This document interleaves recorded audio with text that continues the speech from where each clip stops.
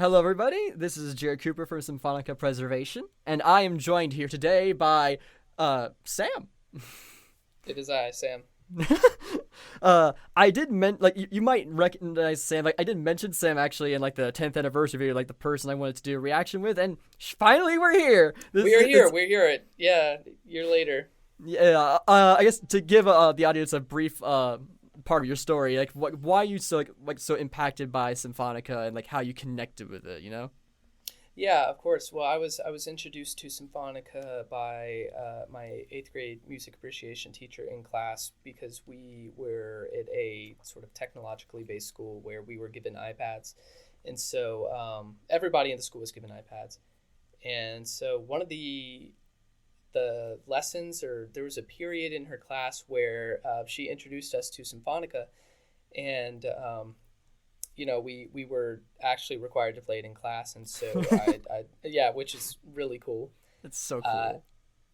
And so after a while, the Symphonica itself, I think, started to breathe new life into classical music for me, because whereas when I'm thinking of classical music before Symphonica, I'm thinking of these sort of black and white photos of these 19th century composers and everything, and it's sort of bleak. And the music is definitely pretty. I'm not saying it's not valuable, but when you have something like Symphonica that adds the architecture of the various locations around the game, it adds the fashion to it, as seen on many of the characters, and a storyline that's just incredibly compelling. When you take all these things, it sort of, as I would put it, breathes new life into the actual idea and concept of classical music itself. So it was really meaningful to me, particularly because I started viewing classical music through a new lens of it can be vibrant and it can be sort of new and fresh. And so yeah, it just sort of revolutionized my view of classical music, so much so that in my junior year of high school, it's either junior or senior year, I started becoming classically trained for vocals, particularly to be a countertenor. And then after that, subsequently, I actually went into music school at my university. So you can see it was a crazy domino effect. But yeah, all of this coming from Symphonica. And the crazy part is you've only seen 3 episodes of it. Yeah, only 3. That's all it took, was just 3. Yeah. That's all it took, and that's kind of why we're here today. Just like you get to finally experience the story, and like this is just a cool moment in history that we're probably not gonna get to do ever again. Yeah, definitely. But without further ado, let's get started. We'll watch the story part of the rehearsal segment, and then skip the tutorial gameplay. I think that's probably. That's true. All right, let's get started here.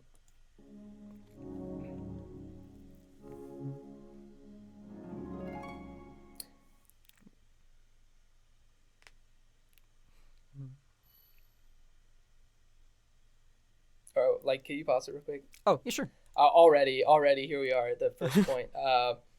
This idea, this is crazy. This is so intriguing to me that not to be cynical or anything, but I think the general conception of the way that the world is run nowadays is that people are motivated by money, and people are motivated, in society, sort of not fully, but a large driver of things is like.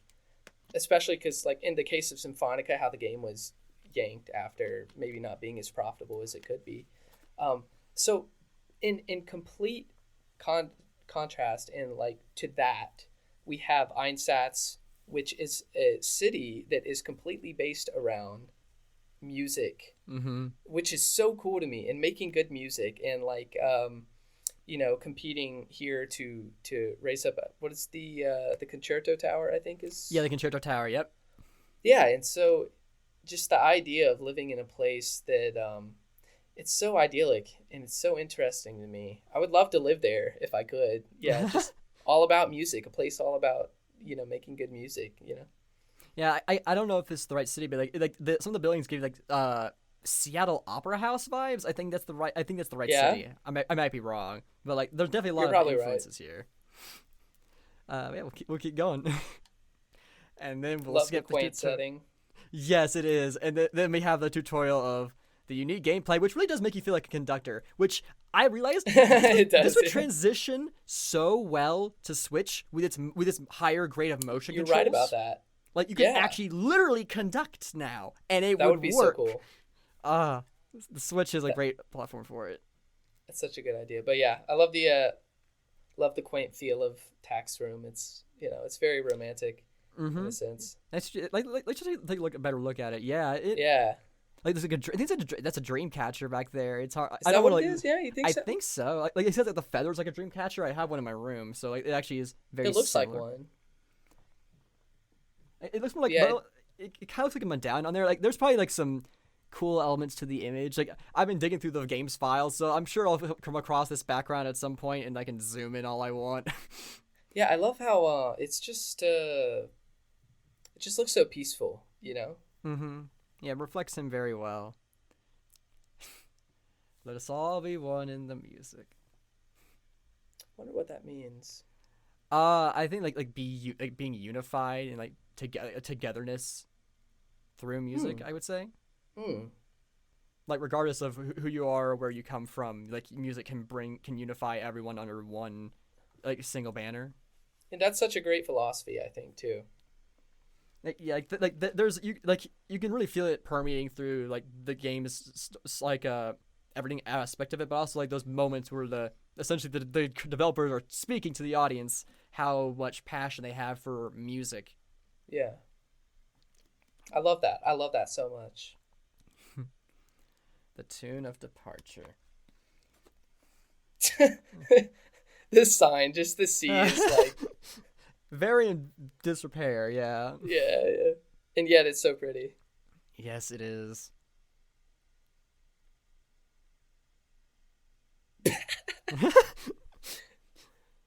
Tragic.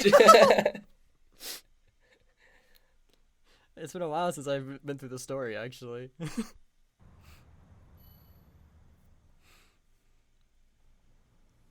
Oh, the lighting effect is so man, dope. yeah, love it. Not ominous at all. Yeah, I love that hallway so much. Even just the subtle details of it. Yeah.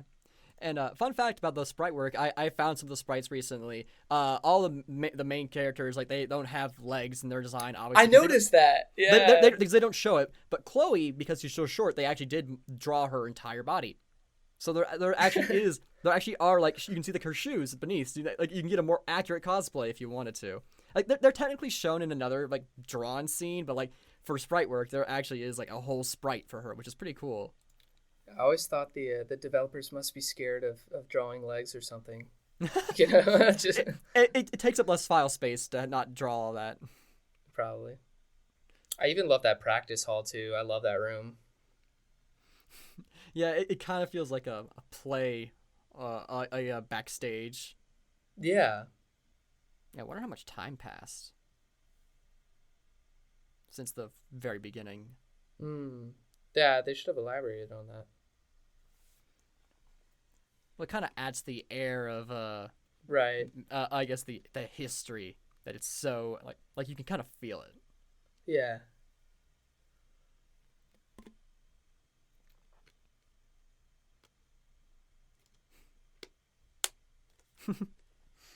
Love the optimism. Bright-eyed protagonist. They're like, after misleading him completely, we were thinking he was just going to storm out of here. Love it. The warm-up sound is stuck in my head, dude. I've heard it so many times. I love being able to tap the the Yes. stand, you know? The flick notes might be some of my favorite.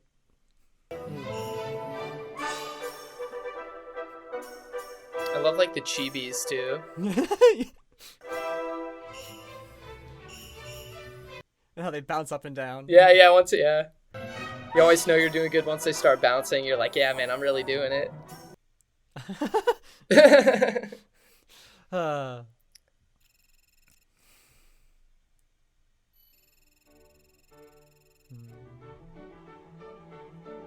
Very true.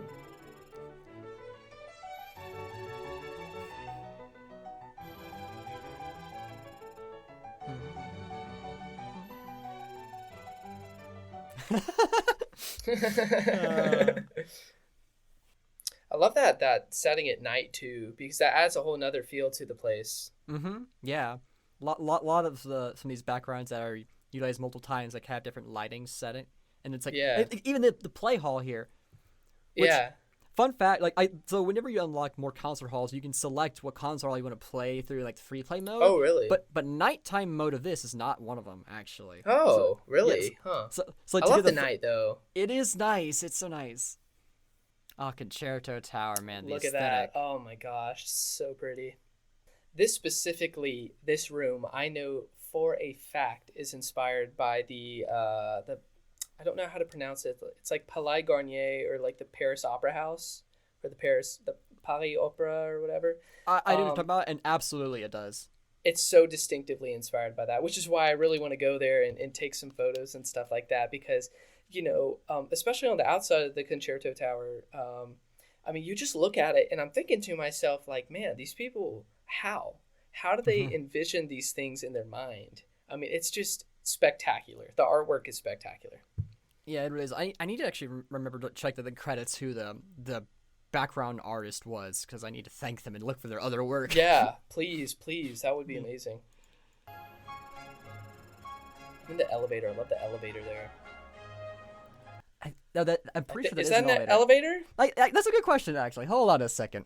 I can't tell if it's an elevator or if it's the entrance, because it seems like it should be an elevator. I think it is an elevator, because like we saw how tall this building was. There's no way they have to climb stairs for the upper halls. No way. You're right. I guess it's just left open to interpretation, but I suppose. I love that, like, cast iron looking cage on the front of the elevator there. That's so pretty. Although it looks like they'd have to go down and then backwards first, because I don't think there's any way for it to go upwards currently at. Right. The way that they convey, like, who's powerful through just the postures of the characters is so cool. Yeah, you can really tell, like, a bit about his personality just from the way he stands. Yeah. That's pretty. It's amazing. I love it.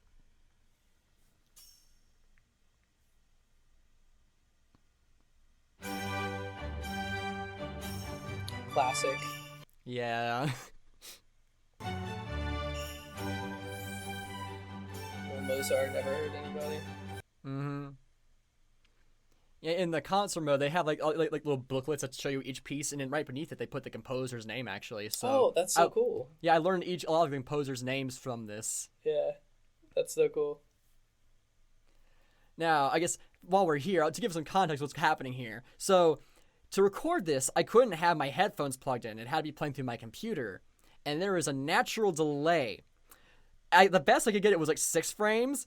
But sometimes it would get worse. It gets worse as you play. So so not only can I hear the music as in time with it, but I'm also hearing kind of like ahead of me like sometimes. So it was a struggle playing some of these harder charts, and like this recording here specifically, I had been a few, I think, years actually since I last played the game. So I'm a bit rusty. But what I love about it is like as I played through for archiving it, I got better and better at it, so my performances get better, like just as the band gets better, the orchestra gets better. Oh wow, that's interesting. That's very interesting. It's a good way to try and justify me screwing up on some of these easier pieces. Right. It adds to the aesthetic and to the feel. It does. I think so.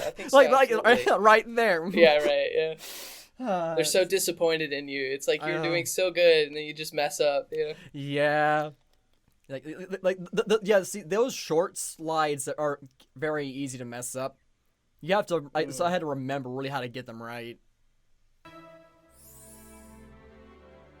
For some of those faster pieces and like the higher difficulty levels, they don't pull punches. Like you have to go snappy. Like I had to go snappy. I had to learn how to get it's ridiculous.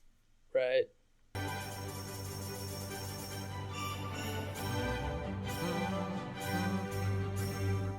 wonder what the limit is for the amount of times you can do those tapping ones. That's like I've always wondered that too. Because like I think the screen can detect up to like as many fingers I think as you can touch to the screen as possible. But how many of those inputs would be captured? I don't know. I love that outfit so much, man. That's so cool. I wanted to get a cosplay made of it, but it's like yeah. I'd reached out to one person, but they couldn't do it. I need to find someone who can really, like, actually make it. They didn't pass because of you. Yeah, it's my fault. Dang it. I did actually test it. You can miss every single note, and the story still progresses. Oh, really? Yeah. Not that you would want to do that, obviously, but like there is no actual like bare minimum score you have to get for the story to keep going forward. And the audience's clap is like so like sad. It's like with a golf clap. Love the messages that come from this dialogue.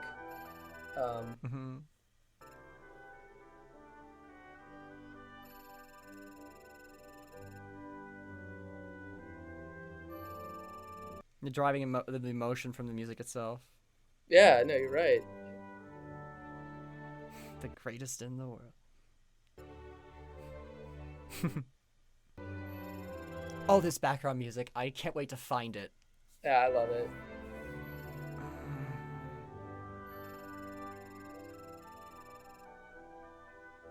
I think it's Bach, unless I'm completely wrong about that.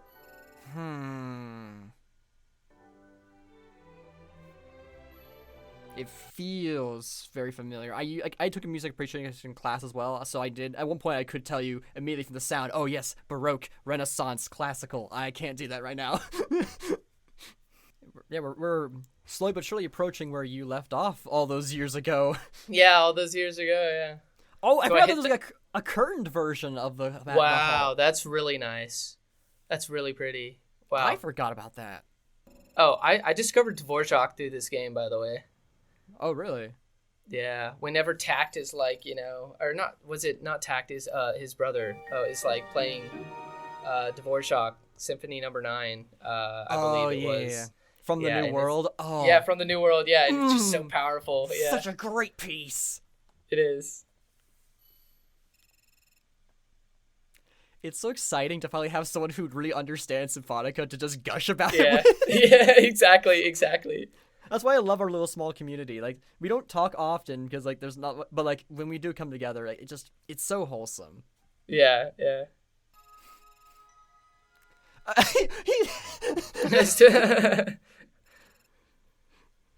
Like, he takes this way too well. Yeah. I'd be so scared. Especially after this. Yeah. The Ghost Orchestra, I love it. Yeah. It'd be really fun if there's actually an option to choose what orchestra you want to play with, and you could play the Ghost one. And it's like the Lego Star Wars Ghost, where like it's just OP. Everybody's OP. Yeah. Like you can't miss anything. Love Vivaldi.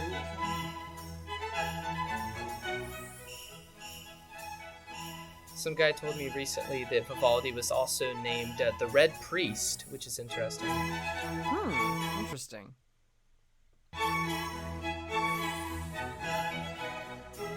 Did he say why he was called that? I don't know. I think Vivaldi was Catholic, but I don't know what the reason is, actually.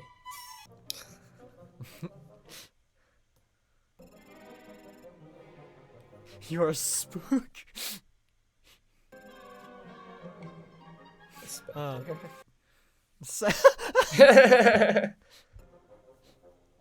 is not the way I would talk back to a possessed doll. I'm just telling you right now. Who just showed the power of telekinesis. Yeah. They could drop a tuba on you, or a whole timpani, as we just saw. Right, exactly, yeah. I wonder how long she's lived. Yeah, that would be interesting to know.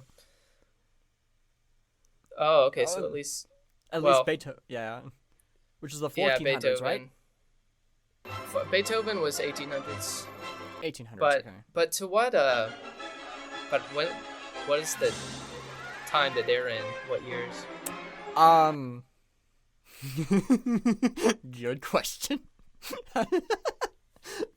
It's a very good question. Don't have an answer for you, unfortunately. Right. It's very steampunky at the very least. A little bit, yeah. There are some other scenes you'll see later that are just like, oh yeah, that's steampunk. Why do you have that doll with you? I think, is that what somebody says? Oh Oh yeah. yeah, Maria. Iren, I was a French horn player, so Oh, that's so cool. yeah. I was in band for 1 year. I did clarinet, and then I switched to orchestra the next year and did violin. So.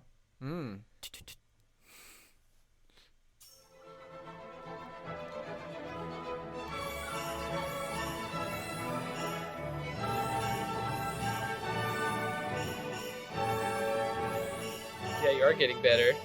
Yeah. At hitting the notes. Yeah. you say that. I jinxed it, man.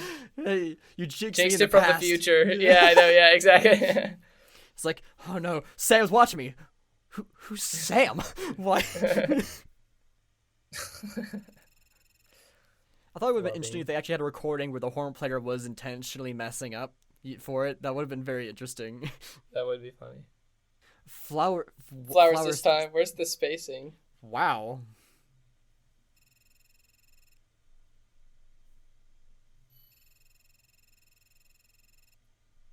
Oh.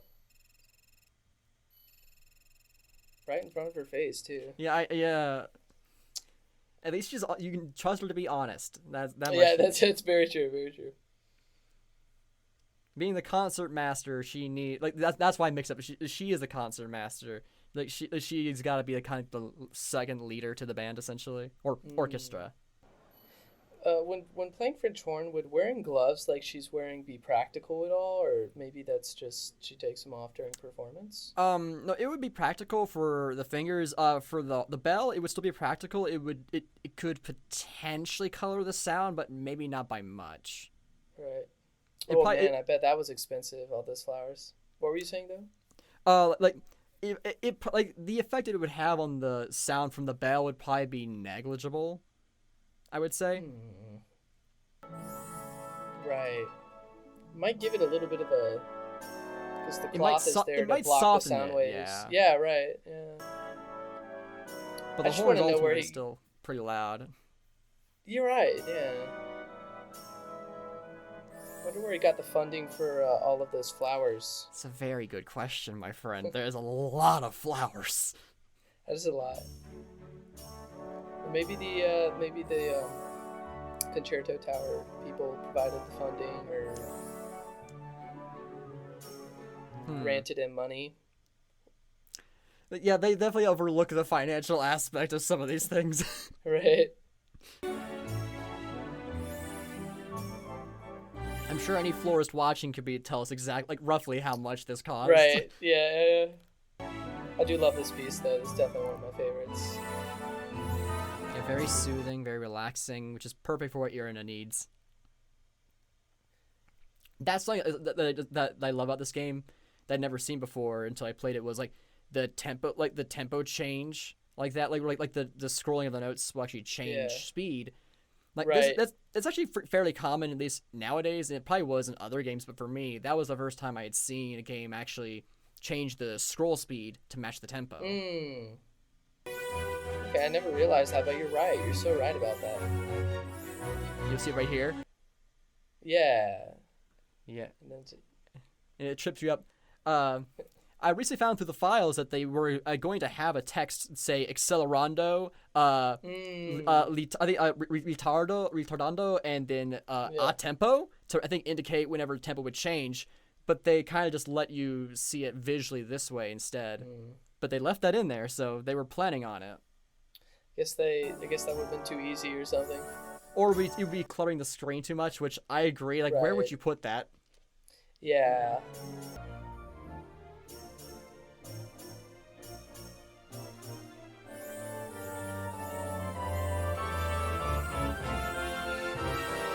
can't believe I didn't mess that up.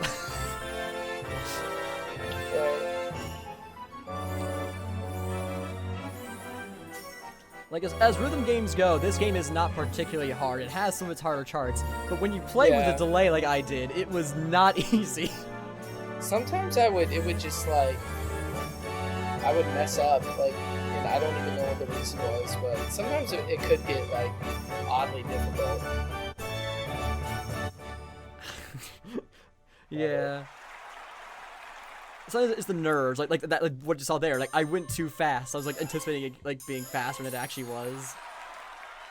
I love the wax seal. Yes. Oh, this art is also beautiful. So good. So good. I forget who the artist was for the game, but like the character designer does like some of the more recent Fire Emblem games. Oh, really? Okay. Yeah, so that's where you've probably seen her before. Very talented. That's so cool. And if you want the fame level meter down there, like it was like levels like 1 to 6 or whatever, or 5. Whenever you filled it up, you would get a new piece of music, essentially, a free one. Okay. Yeah.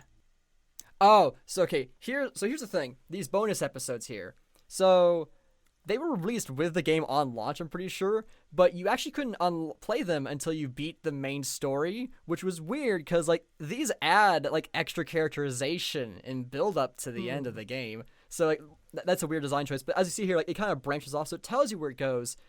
But I think for like 2 of these, they really didn't think about how it would fit in the timeline because like something would happen at the end of one episode, like which would imply that something was going to happen immediately after that. But then it like instead the bonus episode shows something else completely different happening. So like you got to do some adjustments in your head for 2 of these, I think, to make it complete logical sense. This one fits well. I think it's mainly Iren and Ires Reminisce, and then the next one after that like have some minor moments like, that doesn't line up quite perfectly. Right. But yeah, I chose to put it in this order on the playlist because this narratively is the best way to experience the story, in my opinion. Oh, this will be your first new episode. Shoot. Yeah, this is my first one. That's so cool.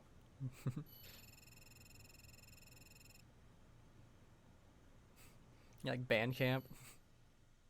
Yeah, I wish I could do something like that. But here though, but at Magical Hall.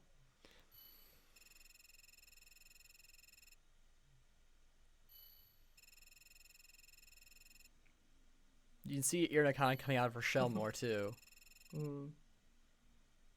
Well. Welcome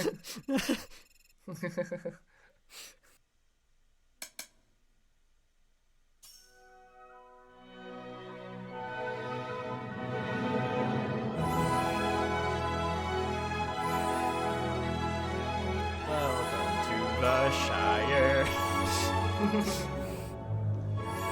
The first time I heard this song was in a game by PopCap called Peggle. I don't know if you've ever heard of it. Oh, I love Peggle. Yeah. This game is in one of the stages.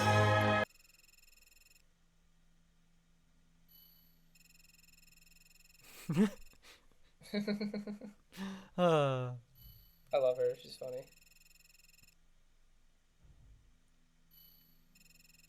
Wait, which one? Maria? Iren, I believe. Oh, Iren is the boy. Yeah. Iris is the girl. Oh, is it a boy? I didn't realize. Yeah, they're twins. Yeah. Oh, okay.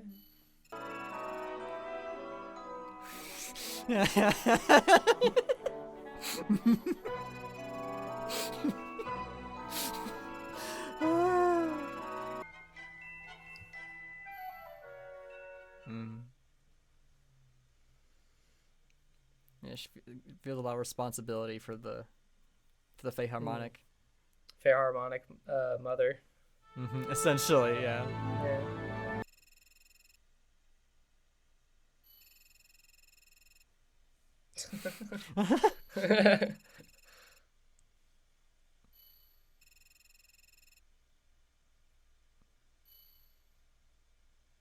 It was Chloe.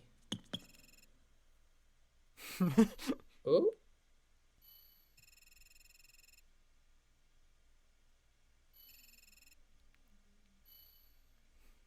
Whoa.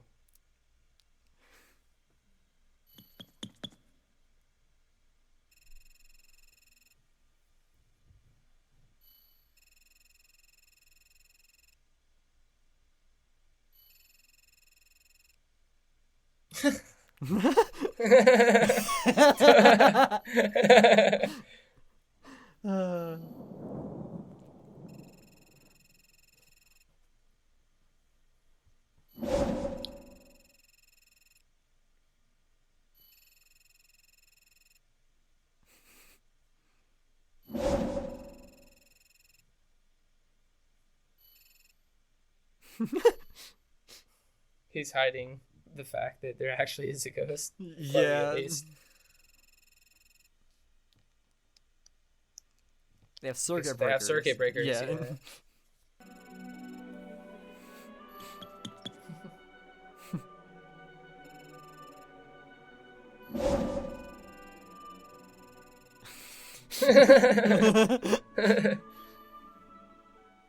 Keep lying to yourself.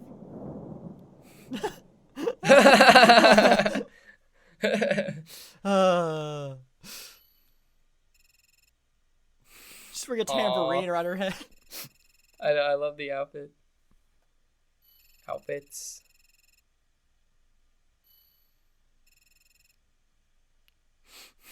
Even Iren. That is actually so funny. It's a new piece. I haven't heard this one. Oh, really? It's a very beautiful one. Both in this game and in actuality, I haven't heard it. Yeah, this game introduced me to a lot of new pieces, and it just expanded my love for orchestral music, man. Oh yeah, I think that's why my teacher probably, suggested it to us in 8th grade, because it introduces a lot of classical music.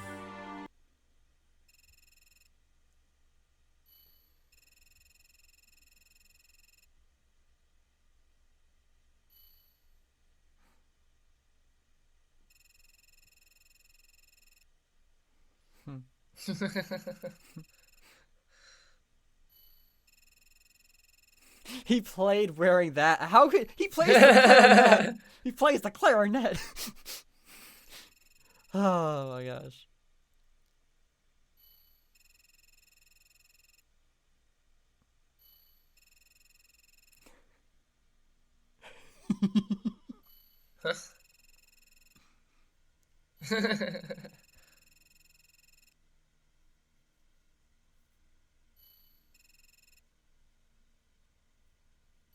Oh.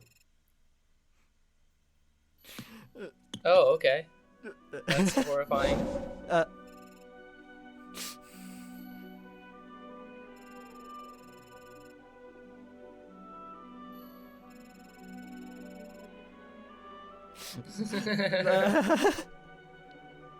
Just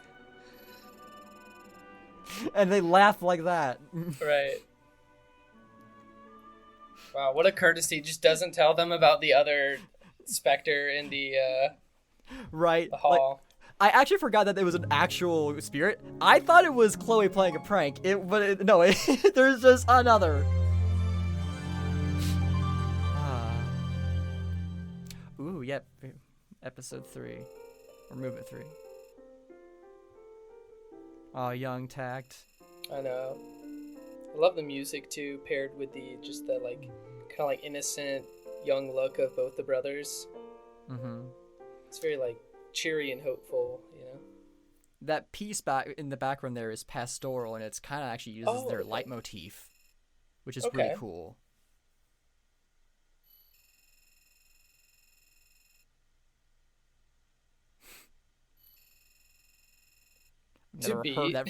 I've never heard that phrase before. It's like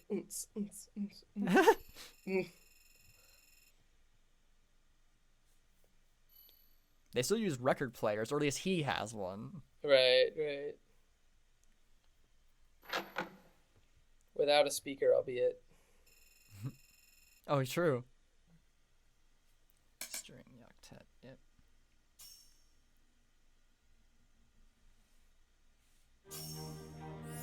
I particularly remember being fond of this piece right here. Oh yeah? Yeah, this was one that I really like. I remember searching it up, trying to find it. I did find it eventually, but some of these practice pieces became DLC tracks. String Octet unfortunately wasn't one of them, but a lot of them do. I see.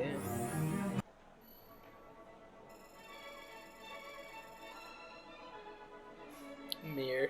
A mirror. Yeah. Shade thrown. Here comes the, I think, yeah. Yes. Look how powerful he looks. Wow.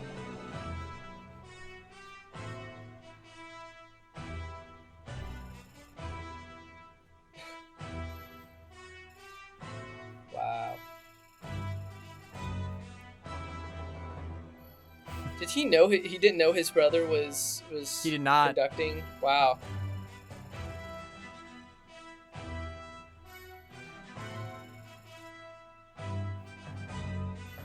Wow.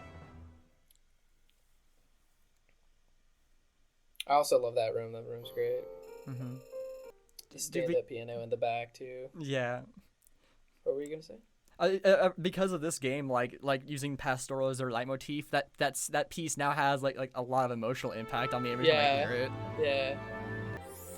I think pastoral is a particular type of composition. It's like it's applicable to multiple pieces. I believe you're correct. Yeah, like the full name of this piece is well, it has like several movements. The whole thing is like Right. in total is like 50 minutes or something. Mm. Most of these pieces have like absurd true lengths to them, you know. Oh right, yeah. 10 years, wow. Yeah. At such a young age too. They seem to be such a reasonably modern, or they seem to live in a reasonably modern society too. So, oh.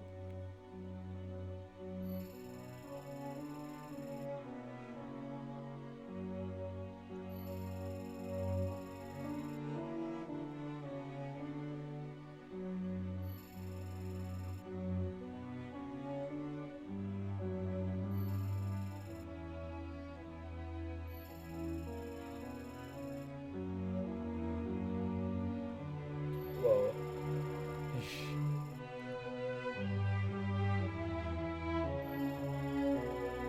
Dang.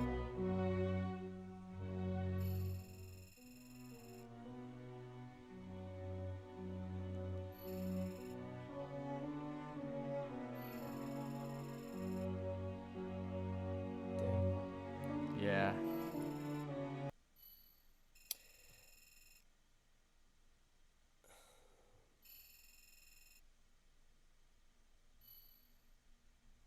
Yeah, I remember that there's just the feelings of betrayal where it like hit me pretty hard, you know, because if you want to pause for a second.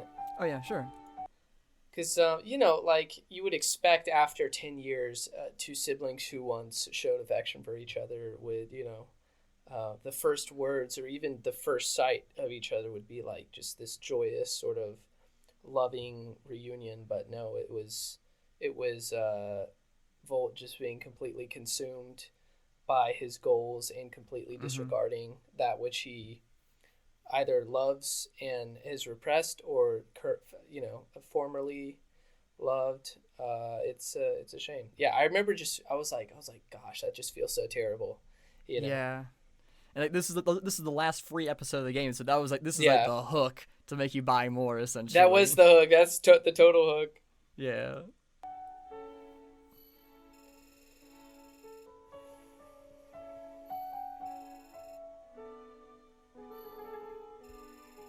Love the music too, very subtle. Wow, that's sad. Transcend him.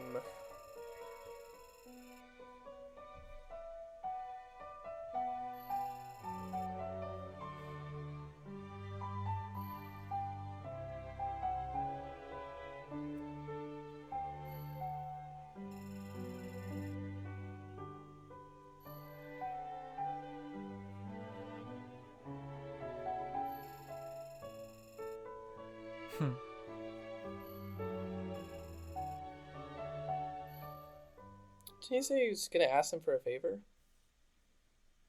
Probably to play, but they already knew. They yeah. Okay.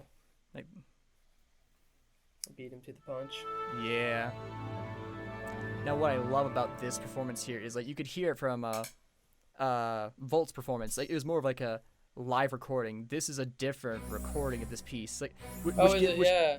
which gives off this vibe of like their orchestras and their conducting styles are just very different. Right.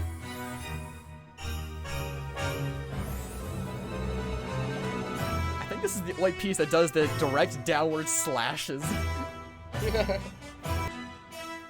Yeah, this, like I said, this is how I discovered the Dvorak right here. Yeah. I think it was how I did too.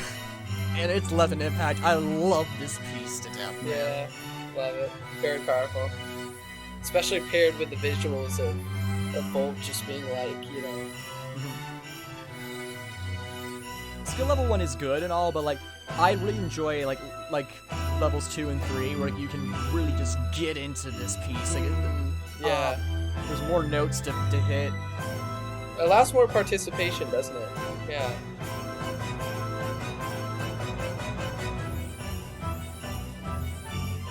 Yeah, whenever you play through story mode, you play on the easiest difficulty. You don't have a choice in that. But you then unlock level 2 if you get S rank or higher, and then you get the final skill level later on.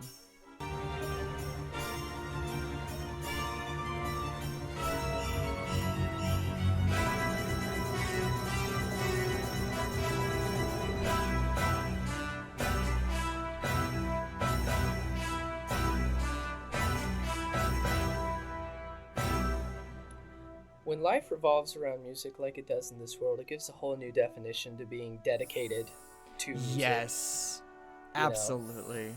It's just eating, sleeping, and breathing music, and it's like it kind of reminds me of that one quote from Ratatouille with who's the food critic? I forgot his name. Cousteau. Or no, that's Anton Ego. Ego. Yeah, he said, I don't like food, I love food, and so it just kind of reminds me that it's like, you know, you think nowadays people might like music, but here it's like such a love for it, you know? Yeah.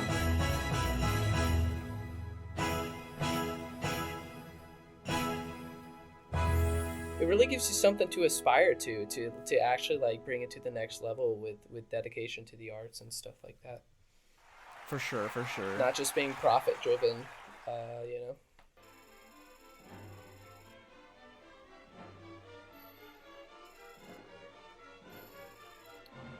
So he was actually telling him to get to the Prince Hall first. Yeah. I thought it's kind of like a similar remark to like stay in your own tax bracket or something like that. It's like, get to the Prince Hall first, then we can talk, you know? I mean, it could very well be that way. It's complicated. Who's this guy? Oh, it's right. This is the new stuff for you.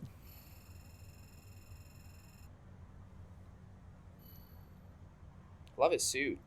Yes. And his haircut. And his little, like, stubble or whatever. Reunion tragedy.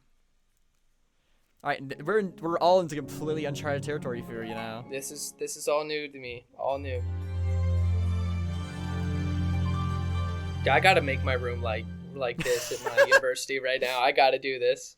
He's got an electric lamp, too. It's like there are elements here for... I like the planet, yeah.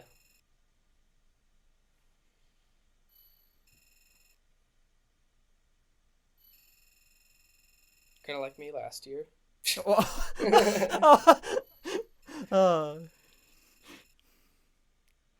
Hey, we're doing it now, so better late than never. Better late than never, indeed.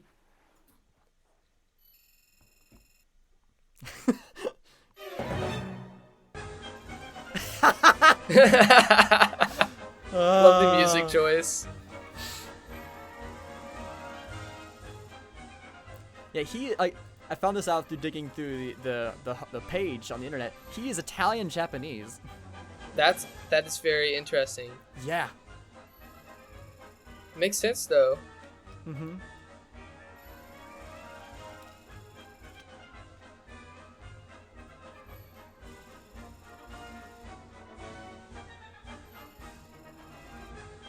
A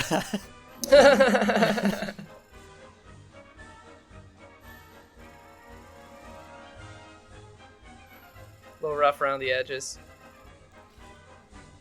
Jeez. Oh boy. Goodness gracious. That was the preeminent. That's an alliteration right there. Is it Kennings a form of alliteration? Kennings. That term, yeah, it's like whenever, I don't know, I may be getting that wrong. It's a term I think I remember from high school. Oh well. I've never heard it before, but you might be right. I just never heard it before. But now he's in the timpanist section where the other person was before. Oh, okay. I love his chibi. Yeah.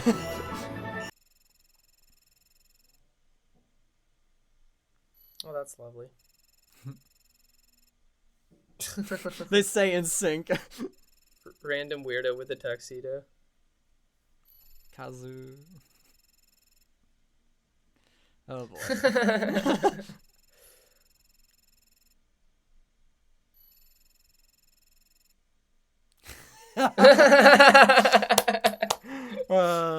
That's so funny. Jeez Louise.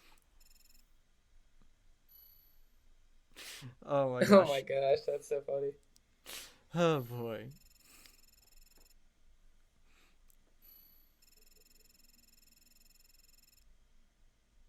Bo.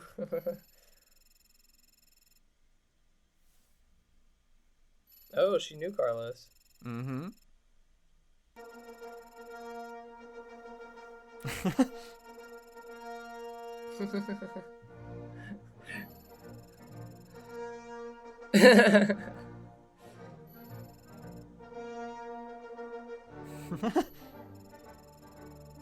Just a disclaimer, this would never work in real life. No. You would just get violently turned down.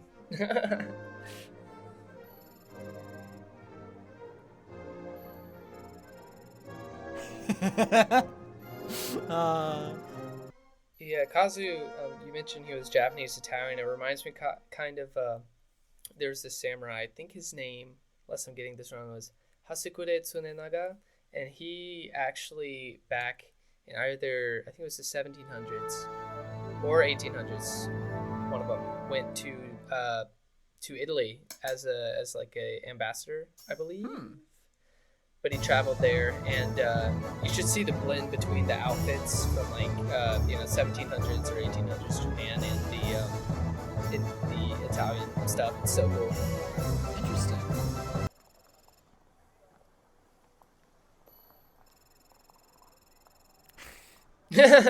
Oh my word! This guy just.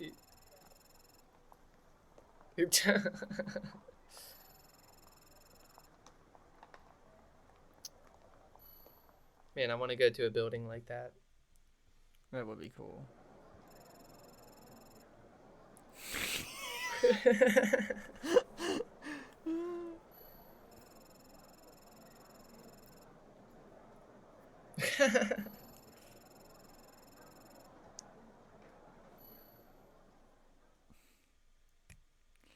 Oh boy. That's so great. That's funny. I do love that his chibi though is actually like only surrounded by men, despite what he wants to be. Right. Oh wow, that's a pretty stage. I haven't seen that, Night Hall is great. Love the purple. Ah, yeah. It's still rusty.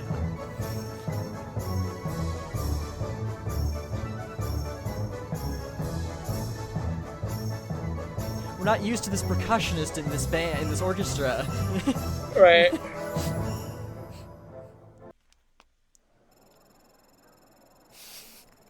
I almost spit my water out. Rampaging pool. Haha, cause Le Toreador. Haha. Oh, right. Yeah, the bullfighter. I wouldn't have even picked up on that. Brilliant.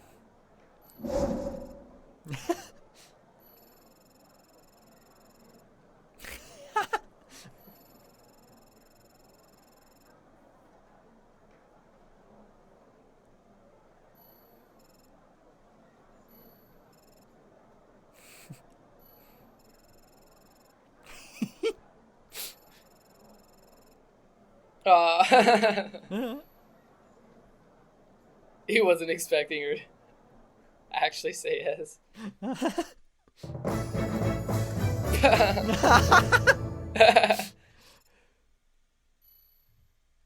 Oh man. Love it.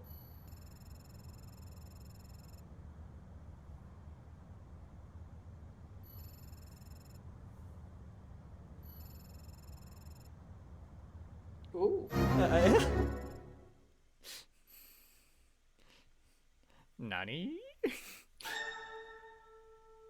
Whoa, that is a nice overlook there.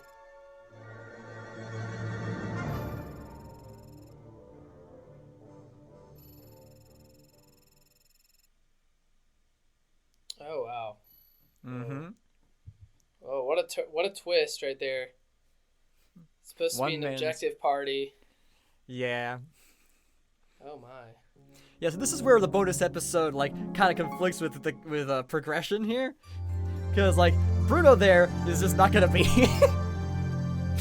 It's like, where does it take place in the timeline? Who knows? Right. The way I work it out in my head for canon wise is Bruno does not actually approach them the same day. That's how I work it out. Like it happens at a later date. That makes sense.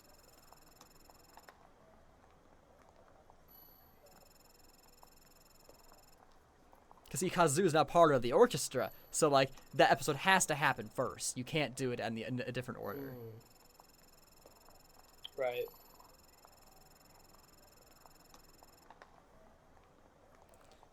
The audience, but they capitalize the title this time. Yeah, not the mere audience this time. Not the mere audience.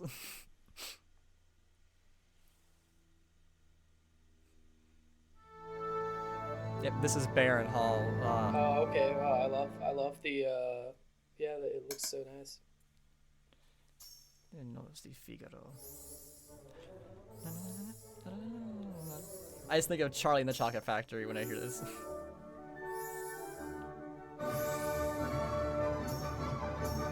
What parts make you think of the Charlie and the So, Chocolate Factory? literally, at least Willy Wonka's Chocolate Factory, like literally, what his password for his doors is ba da da da da da da da da da da da. Yeah. Wow, that is so pretty and tranquil. Mm-hmm. And the tower looming in the Can you background. pause it for a second? Yeah, absolutely. I want to see, because it almost like the tower in the background almost is like vaguely reminiscent of the sides of like a Gothic cathedral. Mm-hmm. Like with those, it looks like it almost looks like flying buttresses there on the sort of a little bit more to the left. Right here? Yeah, that area. Just a bit. Yeah. Like that side in particular looks a lot like a Gothic cathedral.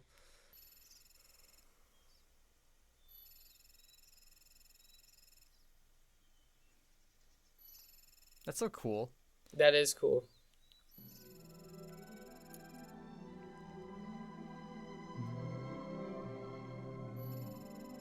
Oh, that's so pretty.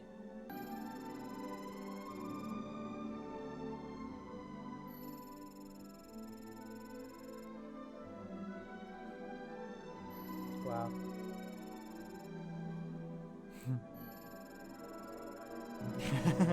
Oh, wow.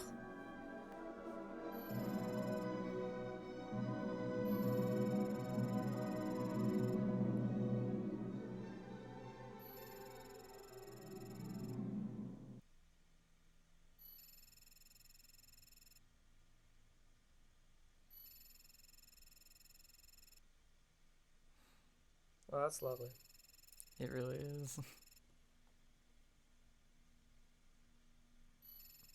I wonder what that German translates to. From the fatherland, I believe. Die Moldo? Yes, I don't know how to say it. I learned a lot of their names. So like the Japanese text is in the game and had to use Google Translate to figure out what it was saying, and it tells you like what it is like in English, not in its native name. And so like I learned a lot of these pieces' names. I Yes. love this. This is like very Greek. Yes, yeah. Exceedingly Greek, like Arcadia, like very nice. Yeah, I think they mix architecture from all over the world. I love this it. game. Oh my gosh, I love it so much. It does so much justice to everything. And what I love here is like only Iren and Ires' chibis are here. Everyone else is not here because the Philharmonic's not playing. Obviously, the generic chibis are still here, but the main characters are not. It's just Right, them. that makes sense.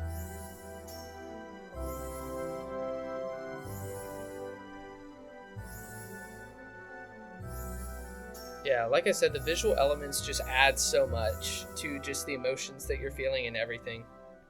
Mm-hmm. Oh, the sunset. Oh my gosh, Yeah. it's so pretty.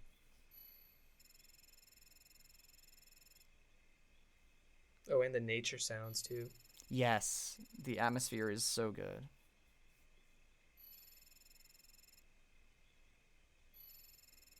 You're helping me to appreciate more of this game than I ever did before, dude.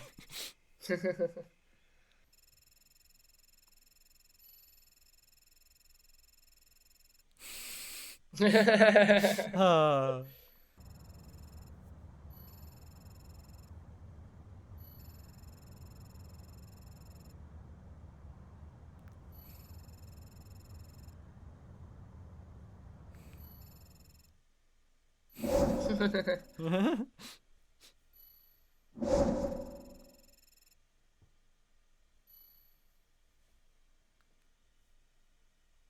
Today's our what? It's like joining anniversary.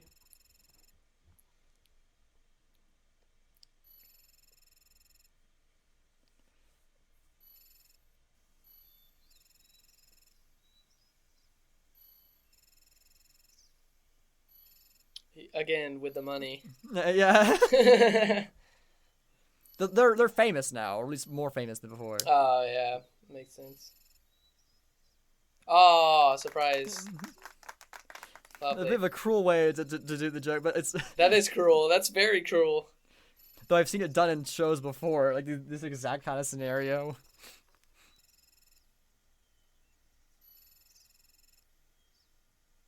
It makes me want to get out in nature more, just hearing the birds and everything. Yeah. Like I need more nature in my life. Yeah, in my headcanon, Bruno would be in the audience here, and that would be inspiring him to go. That just to make the timeline fit. This is where I would say Bruno was really inspired by them. Right, that makes sense.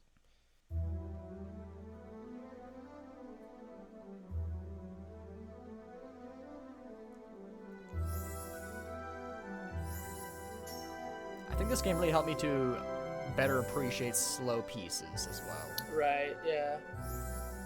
I was still at that younger age of thinking that things had to always be high energetic to be really enjoyable, Exciting, but right?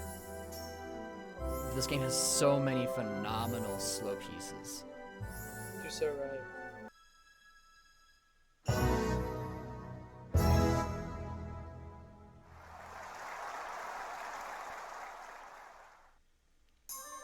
Oh man, That was really good. I think that like the connection with like it's a beautiful piece, but also being like Ires' song. I just got really into the groove, and that's kind of why I think that performance went so well. That's awesome. Love the art. Yeah, it's all so fantastic. Pink is the last color that the orchestra changes to. I thought a long time ago they changed like some bright blue. They do not. I found the sprites. They don't.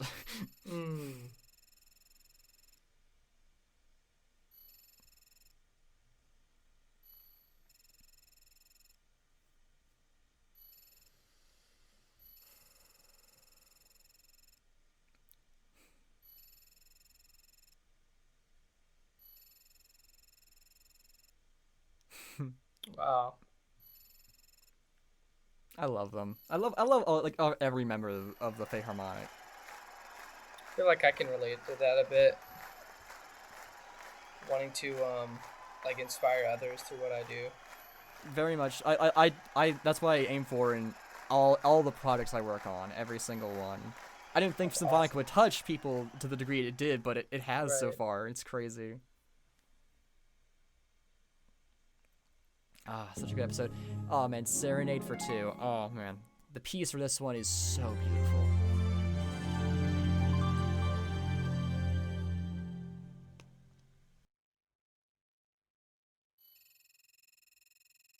You're becoming like your brother.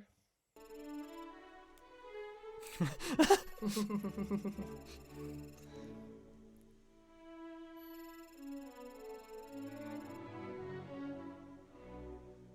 this music.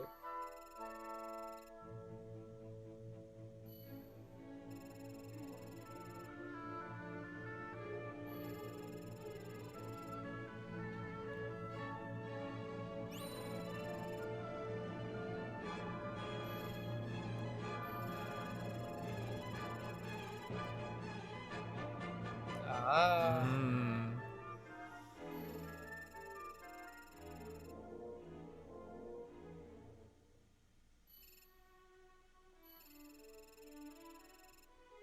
Oof.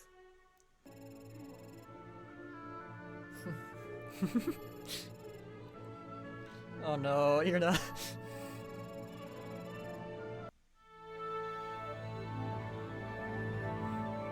There we have Bruno there, right next to Maria. Hmm. Oh, that was chibi too, yeah. Yeah, they're all the chibis are great. Yeah. I will say, it is very difficult to be a good violinist, so Yes. I can understand their being starstruck. It sounds like he's like considered like the best violinist in the world or something. Right. No, it's you know, when you hear a good violin player, it's like you know that what they're doing is just extremely difficult. Oh yeah.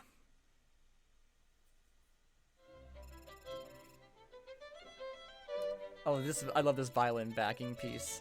Oh yeah. It's kind of bubbly.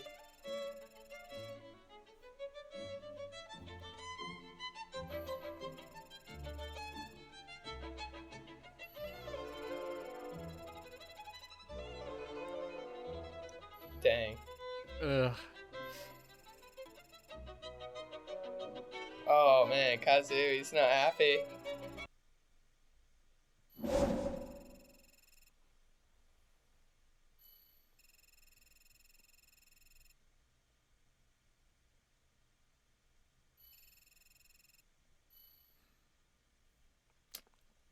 Pushing himself too hard. I mean, quite the time jump there in 1 month. And now Bruno and Maria have swapped places. Ah. I can understand the difficulty in like designating him as the concert master insofar as you know, he kind of swooped in and Right. you know, stole her spot, but if she's okay with it, I guess it's alright. Serenade in C major. Oh. Have you heard this piece before? I haven't. Oh man, dude, it's so beautiful. It is really good. Too short. Well, In the game. fortunately, you get to hear more of it very soon.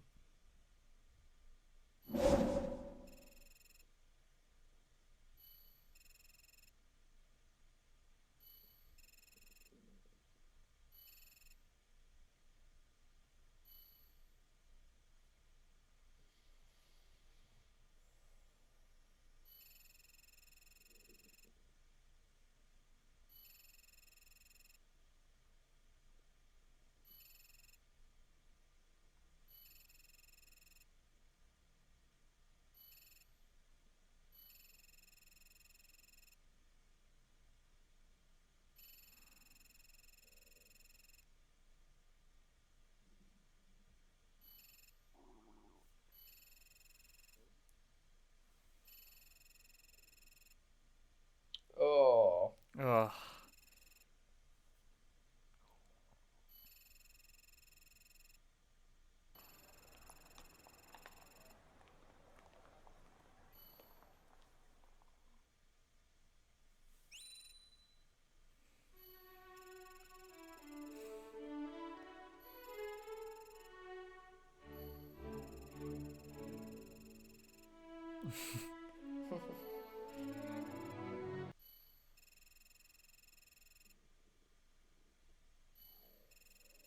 The good old.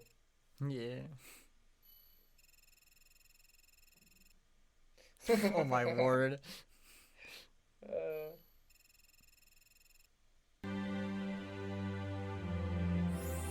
it almost sounds like this isn't a recording of an actual orchestra, but rather a series of like synthesizers and stuff.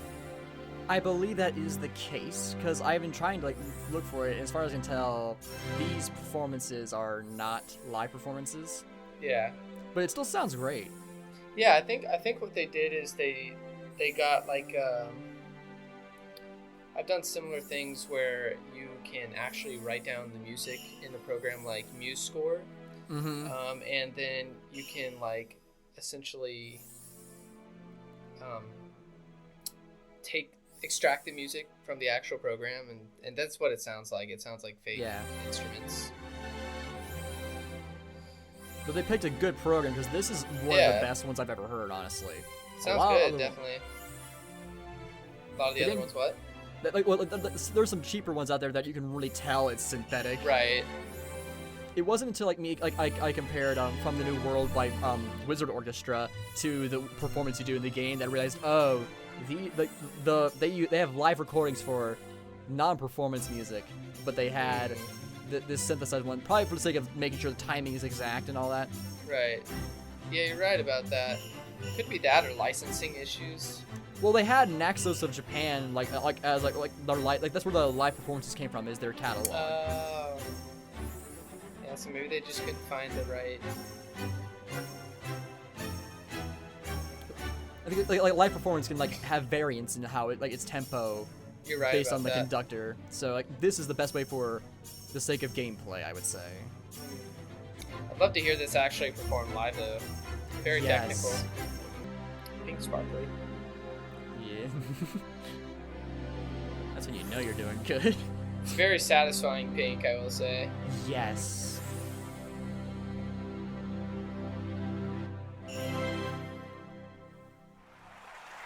I feel like especially after you ace something or get the triple S, I feel like you feel like you were a part of what they were doing, you know? Yeah. You have a sense like you performed well afterwards. Mm-hmm. Oh my! I can't get over it. It just looks so beautiful. Love it. Like you can they capture Bruno's love of music just in that one facial expression. I love it.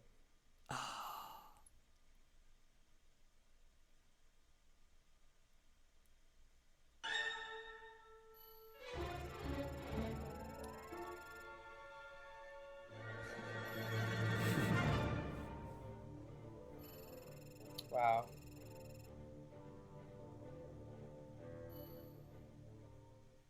Wait, how's he gonna surpass Carlos exactly when he doesn't? I guess we'll have to wait and see. Okay. What exactly are his duties? Like, is he the final say in whether or not they get to move up, or? It's the audience who really decides who if they pass. But I guess as one of the heads of the tower, I don't know if they might say it. I think he is obviously he's obviously the master of the hall, so he is meant to kind of watch over it.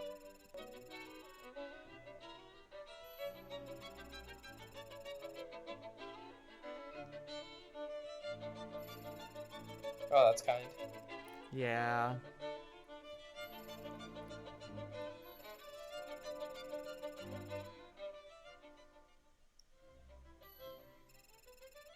No ego on this man, even despite his fame. No.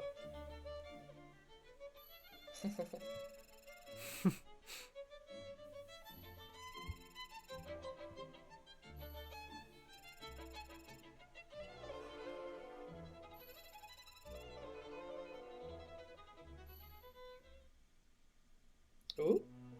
Mm-hmm.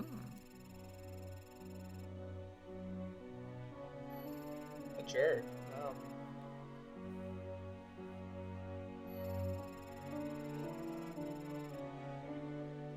So.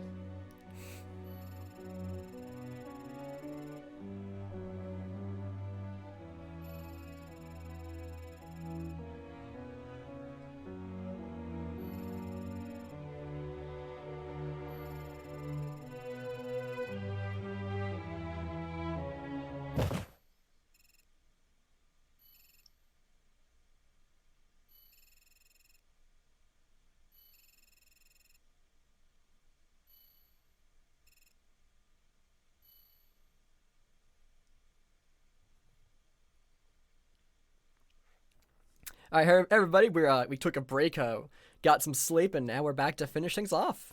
We are back, indeed. Yes. Oh, also, I want to point this out because like this is something I didn't know until like recently going through the files. You can see on the episode titles in the corners here. These are treble clefs, like woven into like the UI, like like forming like the What bars are we looking here. At? I can't see anything. Okay. Oh, my bad. I'm not sharing my screen yet. That's on me. Right. That's on me. But so it's treble clefs that are woven into the what now? Like you can see it here in. Oh yeah. Yeah, it's very clever. Yeah, I didn't. It took me years to realize that, which is kind of crazy, honestly. Yeah, you're right about that. Wow. All right. And now we get everything set back in. All right, let's get started. We have the second half of the game to get through here. Indeed. We're starting off with the 6th movement, Symphony of Remembrance. Okay, so there is some years that they give. Mm-hmm. Oh, I know this song. This song is called Ombra Mai Fu. It's composed by Handel. Oh, it's a beautiful piece. Oh yeah. And it's a vocal piece too. Really? Oh, that's cool. Yeah. I've done it. I've performed this piece before. That's amazing. Did you say he transcribed music at his age? I believe so. Yes. That makes me feel so inferior. Did Volt say that? Like, let's confirm that, shall we? Yeah, I think it was Tact. Was it Tact that said it, or was it Volt? I don't remember. Let's see here.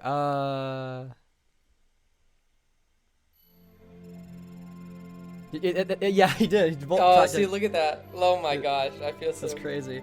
Yeah, he's kind of like Mozart, from a young age, just doing a bunch with music. That's kind of true. Yeah. I don't know if he could transcribe music at that age though, but maybe. Oh no, he could, because there's that one.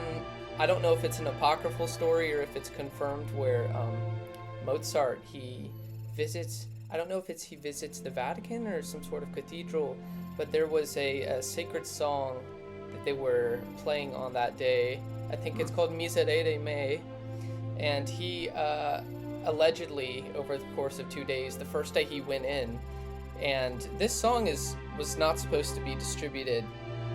Actually, it was only meant to be played on a particular day, I think it was a holy day, and so Mozart he went in, and like I said, it's not supposed to be distributed music or sold or anything, but he transcribed it. He was really young, and he just sat there and listened, and he transcribed the music, and then the second day he came back and or something along the lines of that, or maybe he came back later and corrected things. I don't know, it's probably an apocryphal story, but that's what I heard, and then from there it kind of got distributed. But he got called back, I think, by some leader in the Catholic Church or in the Vatican or something like that. They were kind of amazed at his ability to do that. I could be completely screwing up this story, but I do know that I do know that he did indeed, I think, transcribe the music. But that kind of reminds me of Tact, just being really young and being able to transcribe music. That's pretty cool. I just kind of came to mind. Solaria, one of the members of our little community, who made that kind of fan art of Chloe for the 10th anniversary video. They actually found out that Tact's name is a play on the word Taktstock, which is German for conductor's baton. Oh wow, that's so cool. There's there are some obvious names like Kazu is a kazoo, obviously, but I think all their names might have something to do with musical terms. I think Iren and Ires was probably German of some kind. I need to look into it more. Yeah. That's so intriguing though. The little small details. Just want to make sure my Audible is recording. I love how you call Audacity Audible. So, Did I call it Audible? Again. Did I say Audible again? Yes. You said it many times last night too. Similar branding. Oh yeah. My gosh. I'm probably gonna call Audible Audacity. Then we're gonna release this reaction on Audible, but no video element, just Audible audiobook. Yeah.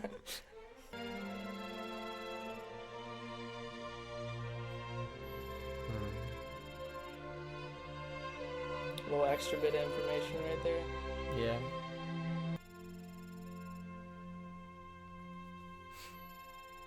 See, this is the oboe is taking over for the vocal part. Oh. What it would have been, the vocal part. I do want to point out something like I kind of like put this together now, but like their clothing kind of like feels like a school uniform almost, you know? It does a little bit, yeah, doesn't it? Like I wonder if it is, yeah. Like they're clearly orphans, and like they're not in like in a well-off home here, but like I guess like I guess since Volt's the oldest, he's probably been like taking off some odd jobs on the side to earn money, possibly. Yeah. Didn't they say they didn't know how many floors there were at the beginning of the game? It might be like it's like a legend, like maybe like possibly. Like no one's ever even made it to the top, so people wonder maybe like if it even has like infinite floors or something. That makes sense, yeah. If I remember correctly, this song is actually written about being in the shade of a tree. So Tak's gonna be conducting. Let us see. His first live conducting performance. That's so cool.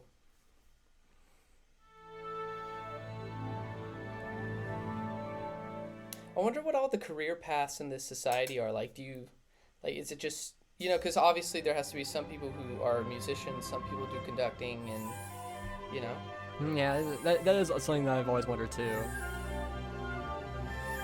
It's such a There's short so much game. to explore with this concept.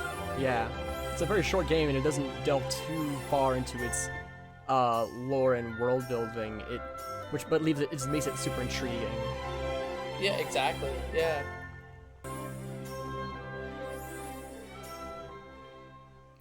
Hold on a sec. Was that a live orchestra? Sounded like it. I think this performance, because it's not in his head, it was an actual orchestra that they put to the chart here. But then other performances, I think, are the synthetically generated instruments. That's Yeah. I've never noticed that. I've never noticed that before. That's very interesting. We'll have to pay attention when we do the full piece later this episode. Yeah.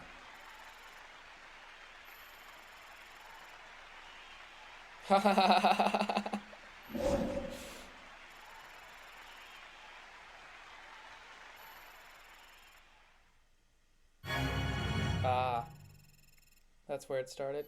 Mm-hmm.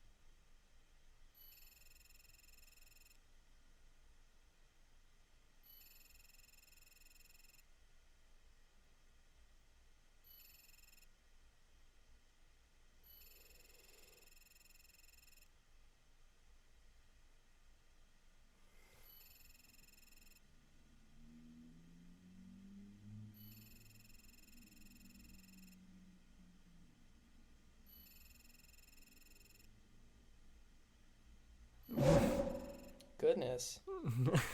Even he is like,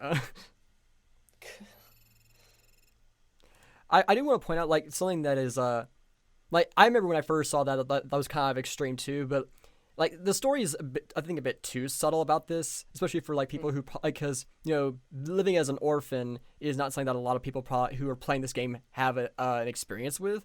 But like so being the eldest brother and probably like not having any parents, he would have to take care of everything and do like a lot of work to make money. So he probably had to give up a lot of time and opportunities that he could do to further his career just to take care of him.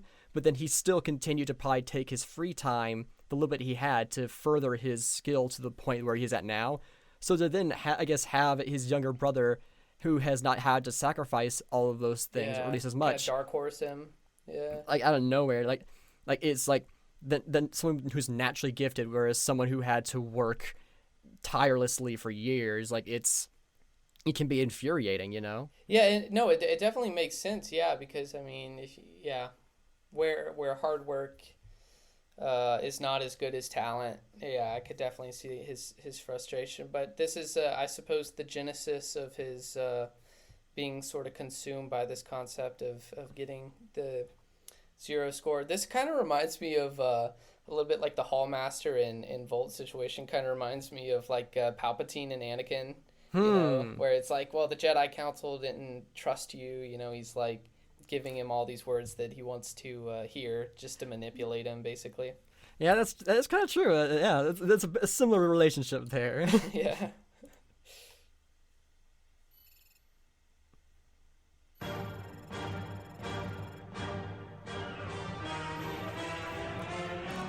The background music's a bit extra, but the Harry Potter music. I hear this in Harry Potter.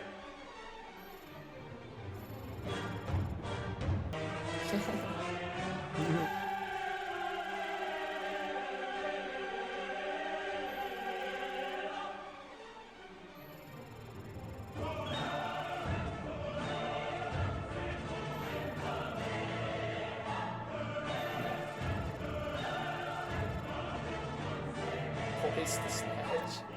yeah.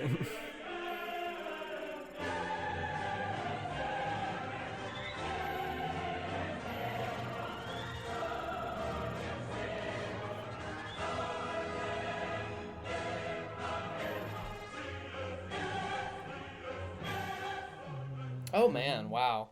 Yeah, quite a big decision to make there. And I this is love more of it. the city. This is so great. What is that language right there? Which one? On Oh, the right on here. the yeah. What is that? That's kanji. I recognize this. This is of symbol. So or what we No. translate to of. So this is yeah, that's no. So like this is definitely Yeah. kanji, but it's very stylized. It almost kind of looks Cyrillic though. I definitely see where you're coming from, but Vaguely. I've looked at a lot of kanji going through the files, and some of these characters look very familiar. That makes sense. Yeah, I love Yeah, it though. It's very reminiscent of like early 1900s like downtown New York. Yeah. Who is this picture of over here? This is an actual real life picture. Who is that? I don't know. Let me see. I really don't know. I have no clue. Is that Bach? Bach was bald, right? I think so. The clothing's a little too modern for Bach. Oh, you're right.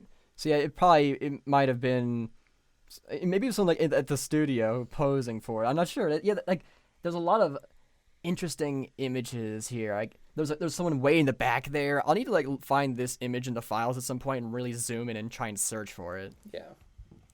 It's pretty though. I love it. Yeah.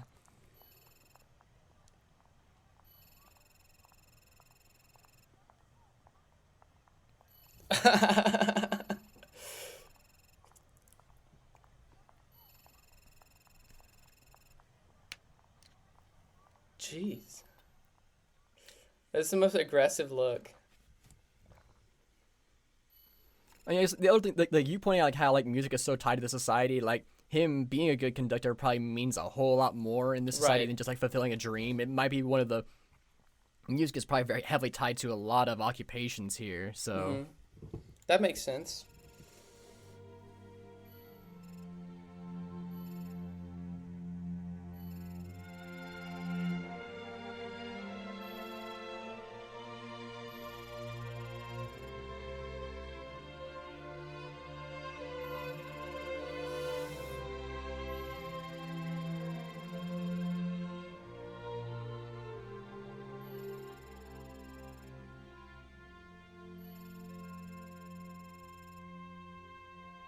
Wow. Just be upfront.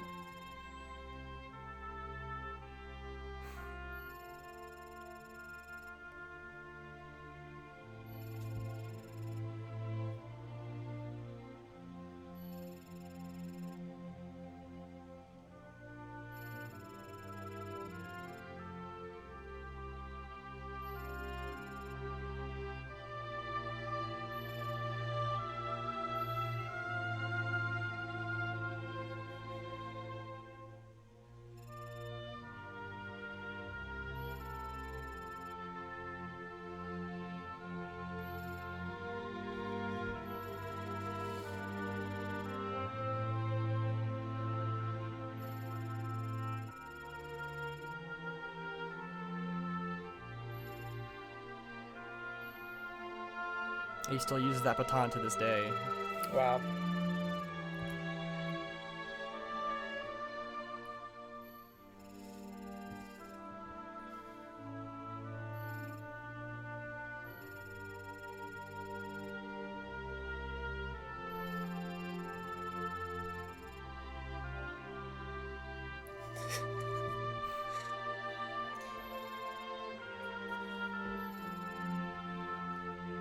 He's taking being separated from his brother very well. Yeah. Maybe that's that speaks to his personality of being just really hopeful, you know. Mm-hmm. He's also that is true. That's a big part of his personality. He's also very young. I do Right. I do wonder what the original Japanese text was. I think it's been very accurate so far, from what I've seen. We should translate it using ChatGPT. ChatGPT is an extraordinary translator. Oh, is it actually really? It's probably the best translator on the planet, in my opinion. Huh. Good to know. It's more versatile than other translators because it's able to. It has more references by which to translate, you know, like figures of speech and stuff like that. Like it can really get across the meaning. Yeah, you really almost have to question whether it's just because because Volt is so like just consumed by getting the 0 score. If it's, as you said, like if a portion of his desire to get the 0 score is like cultural in a sense, you know, because I of think their it's society. a mix of that, and like it also said the Hall Masters was really pushing it. Like he wanted to bring him. That's so, man. Yeah. Oh hey, more downward swipe notes. There is more than just the. Okay, I was wrong. That's such a terrible thing, though. Like, imagine just leaving your little brother because you feel like you can't be as good as him. Yeah. And like, I mean, you're both orphans, and then you decide to leave him. It's like pretty messed up. But it seems like I guess he made sure, like, despite his seeming carelessness, it seems like he did make arrangements for his brother. Yeah, with the Hall boarding Master school. said that he would take care of it, so the Hall Master I guess made sure to arrange. It's the Hall Master that did it. Yeah. He's I not guess heartless. Yeah. Not fully at least. Either that, or he just thought that would make it easier for him to actually be able to convince Volt to come to his side, like, you know, because if he knows his brother's going to be taken care of, then you know, he'd be more willing to actually become his pupil. I wonder what the 0 score is. I mean, we'll discover that later, but I'm curious. Right. Very curious. It's like a piece of paper? Is it like some sort of knowledge?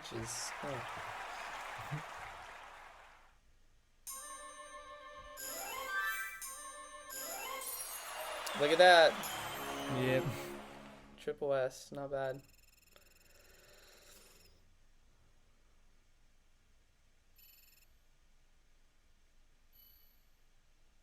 There's obviously conflict within it, because like he wants to see his brother, but he doesn't want to be transcended by his brother, and it's like it's a push and pull, definitely. Yeah. Like he clearly doesn't hate him. It's like right. he hates the natural talent that he has. That's what he hates.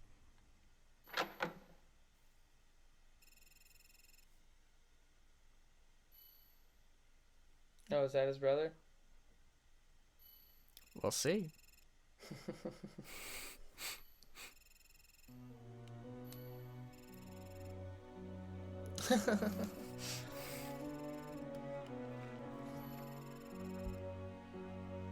Wow, what a jerk. He has to act like he doesn't care, but like he actually does.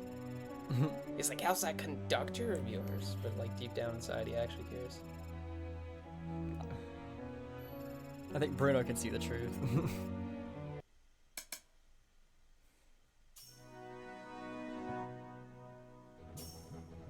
The final skill level for this thing is the hardest chart in the game, hands down. It's too fast. Yeah, that's crazy.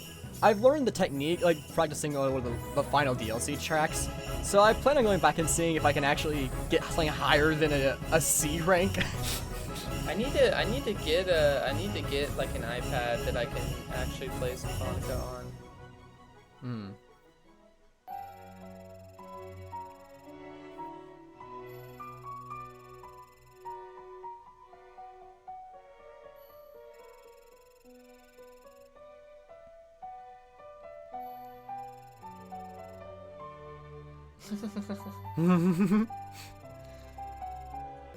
Love the music.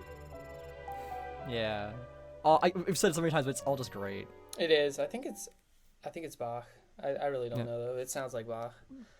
I believe it was this performance. I kind of wish that like they had actually failed the previous exam, like for Tag like pushing himself too hard, and the orchestra making mistakes. It would like give more credence to Volt's words. You know, Right.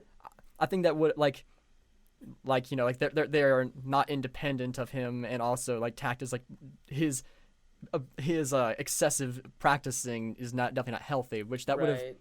But ultimately, this is how it is. Yeah.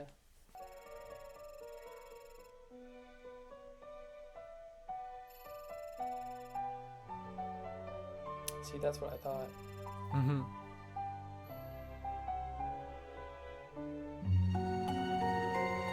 Whoa, that's cool. You see a bit what Carlos looks like there.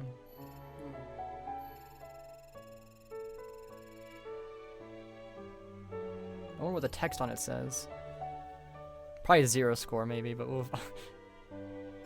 I'll find out eventually, maybe. In my quest. Like, she mentioned like how the 0 score is unaccessible by the Hallmaster. I wonder if it's like protected by other spirits. Like in the prologue, I think it mentioned like Carlos was like the head of like 6 legendary musicians. So like maybe like the former members of the first Philharmonic Orchestra like protect it, because otherwise someone could totally just take the 0 score. Yeah. Because someone has to know where it is. Someone has to know where it's at. It could be that, or I wonder also, alternatively, if it could be like the people within the society just deem it so sacred that there's some sort of duty or office that's granted to certain people to protect it. That might be the case as well, yeah. So it could be a lot of things. Oh man, Whoa. Duke Hall is one of my favorites. I love that. Man, you're killing it, dude. I'm surprised. You've seen a few OKs there where like I really almost botched it, but it's going. Ugh.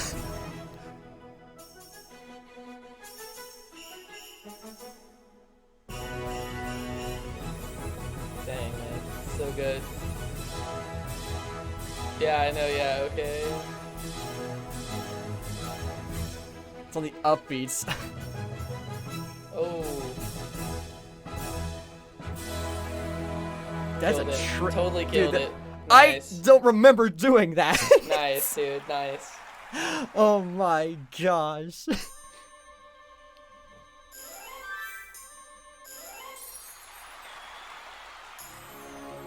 Oh boy. That was a triple S performance to me.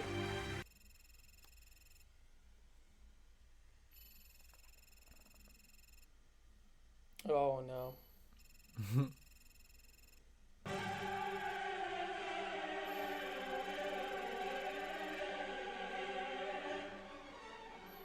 So he knows the secret of it. Jeez Louise. Just a side note, real quick, the Hallmaster's office reminds me a lot. Like if you look up, so there's this 1927 film called, I think it's 1927. I hope I'm getting the date right. Called Metropolis, and there's it's a German film, but there's a character in there whose name is Joe Fredersen. It's spelled Joh, or it's like Joe. I don't know what it is. But his office reminds me a lot of that space. Like it looks so similar. Yeah. Huh, interesting. Is this like one of the like looking at the poster? Is this like an early era sci-fi? Yeah, actually, let me show you real quick. It's Oh yeah, it does kind of look like that, doesn't it? It does. Overlooking a city, but I have a couple pictures here that I have hung on my wall. It's like Oh. Yeah, Metropolis. It's like a this is Joe Fredersen right here.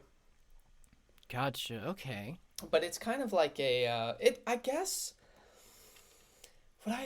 Is it sci-fi? It's like, yeah, I mean, it's kind of sci-fi in a sense because it's very futuristic. So I guess you could call it a sci-fi.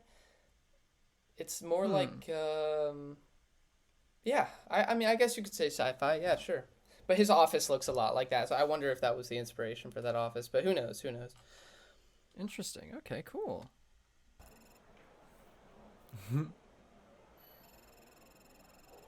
Are you okay? It's like he's lost it completely.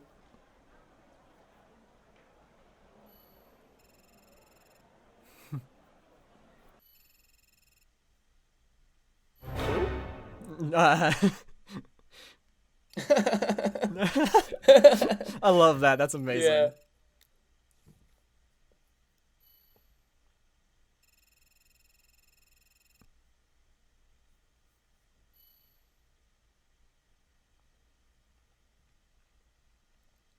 Prelude Wow. to the truth.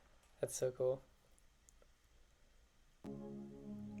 Now we have a bonus episode, Rhapsody for Chloe.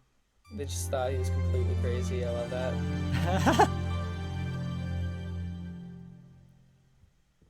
I mean, wouldn't you?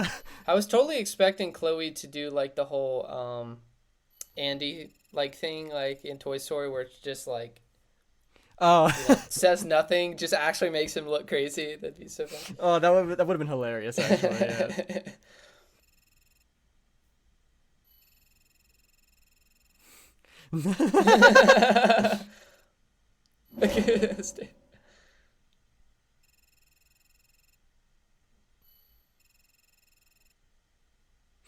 Uh,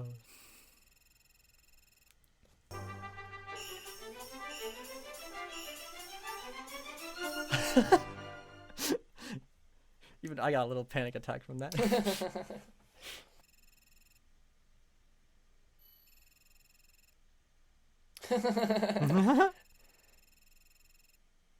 Oh boy. Oh Iren. no. Oh whoa. I would not be speaking to a possessed doll that way. No.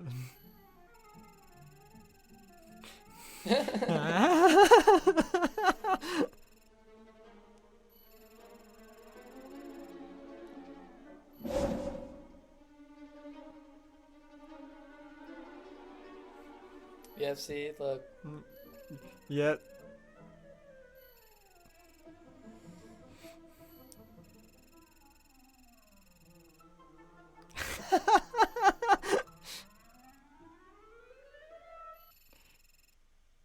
Yeah, Behold she's my a true power.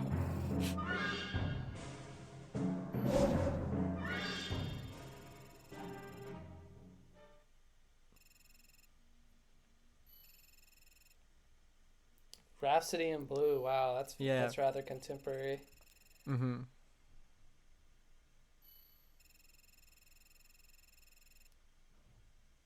So there exists music outside of classical music in Symphonica. Yeah, they have it from different eras and all that stuff as well. I mean, I guess one would Rhapsody in Blue really be considered classical music? I don't don't know. remember it being in the classical era. No, yeah, because it's that's actually that piece is from the if I'm not incorrect, the 1920s. So I don't know. I mean, it's definitely orchestral, but I don't know if it's classical. Well, that's what Kazu was saying. Like, shouldn't we do something more classical? So I think he was saying that it isn't classical.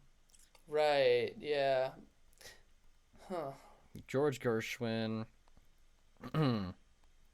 It was penned in 1924. Yep. Yeah. It's It combines elements of classical music with jazz-influenced effects. So Yeah, it yeah, has. Okay. All right. But yeah, like one of my marching band shows in high school was called Blue, and like it had different pieces that had blue in the name, and one of them was Rhapsody in Blue. Oh, that's so cool. So it was really cool to actually hear the piece more in its entirety. That is so cool. Yeah. Every day. Oh my Wow. gosh. Wow. Surely he did it with a different orchestra each time. There's no way.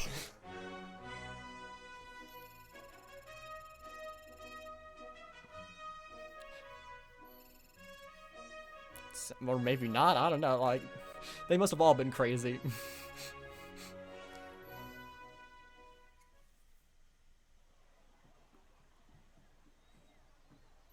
So pretty. Oh, even the bench has got musical notes on it. I know. I love that. Everything.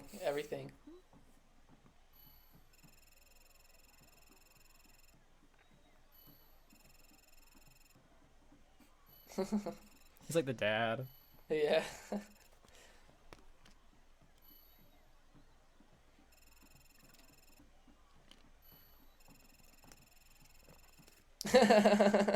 Yeah, they still haven't gone on that date. That's great.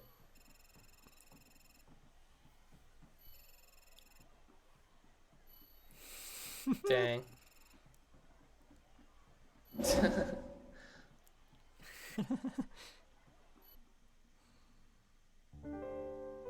Oh, this Oh is wow, probably my she's larger than I expected. yeah.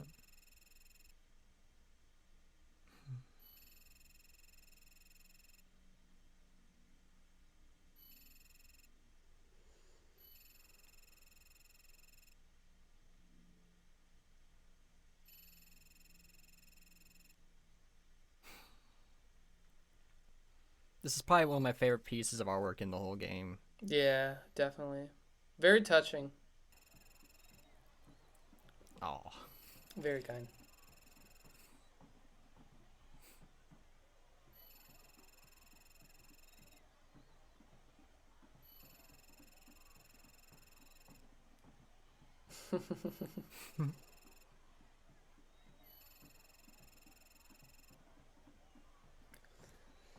So I guess this if you want to pause it, I think Yeah. the timeline here, it must be set then in I mean, because they mentioned something about I think Chloe mentioned something about 100 years back, Well, or I she's think been like doing this for a century, but then over a also century, but they also mentioned earlier that Carlos was like alive centuries ago, so she's been around for several hundred years. oh, but Carlos was doing Rhapsody in Blue, and that was considered new classical to him. So, and that was written in 1924. So, We wouldn't are that place the we are timeline? like way far, like probably like 2,500 at least. Huh. Oh yeah, I guess. Oh, you're right about that. Yeah. Huh. Very Like so, interesting. history took place on a normal pathway up to like the 1920s, and then maybe World War II never happened. I don't- yeah. I'm so surprised Rhapsody in Blue is in this game. That's crazy. Oh, I love this stage. Yeah. Ah. Oh, you messed up. Oh no. Yeah. Chloe's gonna be upset with you. Gotta get an S rank at least. I think SS is still technically possible. This piece is really a benchmark in musical history. I can agree from how it's composed, but how do you know more specifics about how it changed music? You know, not really, but I would assume that because of that, it's sort of a fusion between more classical elements and jazz on behalf of Gershwin, and just given the time constraints of the piece itself, that doesn't really so much make it any more significant than it already is. But I think it's just so. I think for its time, it was really avant-garde in terms of like that. Just that fusion between classical and jazz was avant-garde. So, I think you might be right about that. Yeah. but I just I think about how Paul Whiteman, I believe he was the one. So Gershwin actually composed it, I think, for Paul Whiteman and his orchestra, and then they performed it this one night. I can't remember where it was, but apparently it was a pretty legendary performance. I think that there were some critics who were obviously going to be critical of it because it's so new and different.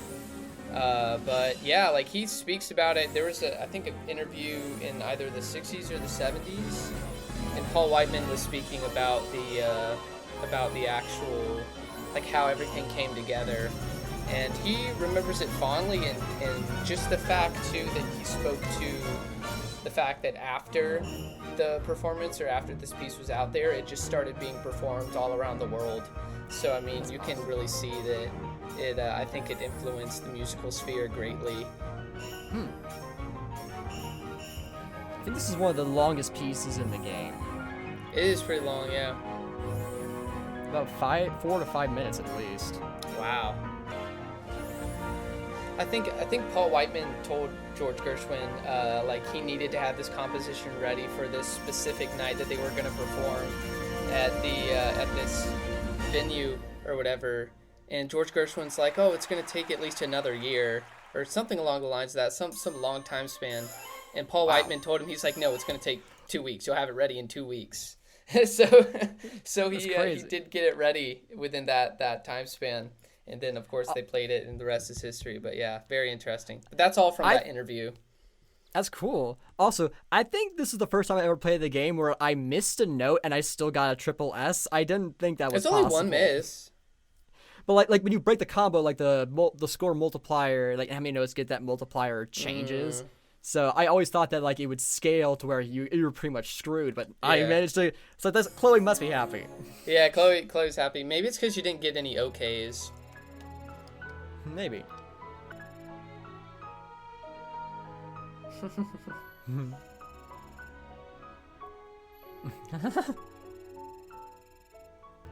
wonder what this piano and string piece is. I gotta find it later. I wonder. We'll have to identify all these and make like playlists on like Spotify, Apple Music, YouTube Music, and everything, like Symphonica playlist.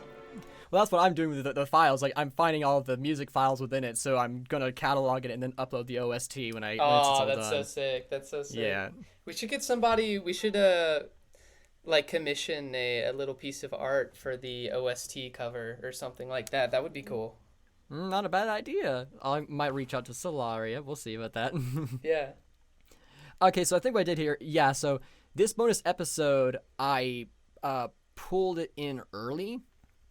Like I skipped, like, because technically speaking, it happens after the movement that, like we finished movement 7, I pulled it in early because I felt like thematically it made the most sense to have the tone of it fits better before the big buildup of these, like, last movements.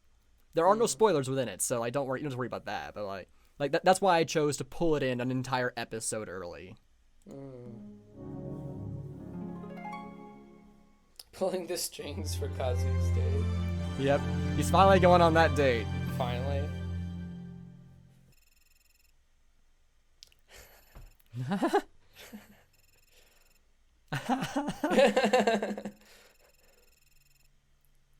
Jeez.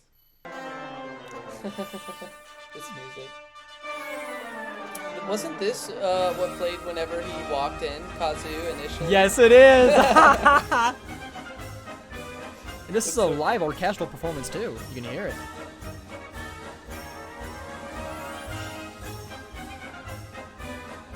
That's mistaken. I mean, it sounds like it's a live performance. I'm trying to discern whether or not it is. It's mainly the echo I hear. I don't know. That's so hard to tell. It's difficult. I can't tell. If this is computer generated, all I'll say is this is probably the most impressively computer generated piece of music ever in terms of realism. It probably is a live performance. But yeah, you would be right. That, like, give me the software. Let me know what it is. Seriously. That's worth every cent.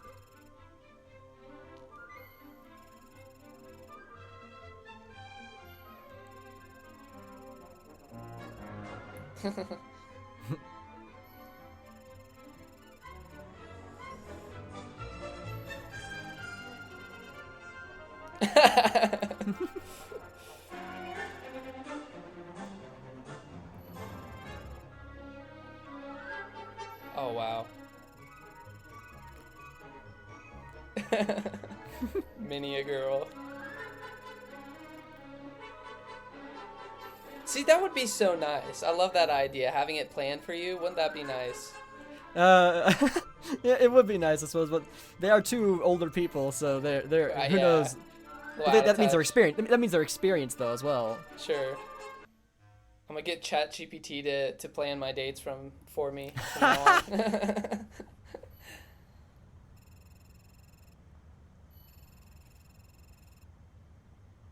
Oh boy. Oh goodness. He found it. I wonder what country Einsatz takes place in. It's probably German, based on the name, I would assume. So maybe in Germany. Einsatz, I think that's actually the word for genius, right? In German. Yes, I believe so. Yeah.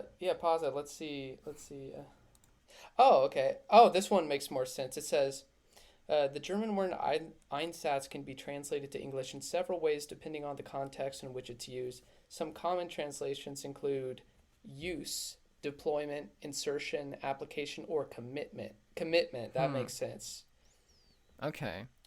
But I really don't know. I thought I translated it and it meant like something. I must have been reading something incorrect. Maybe like I mean, Ein is like one, right? Yeah. Is Einsatz like an actual word? Yeah, it's an actual word. It seems, anyways. Was it EINESATZ or just EINSATZ. I get mission from Yeah, that's what it says on Google Translate, I think. But I really don't know. I don't know. Might be two root word. Like I know Ein means like or Satz sentence. Yeah, maybe it's worth looking up later. Yeah. I'll dig for it.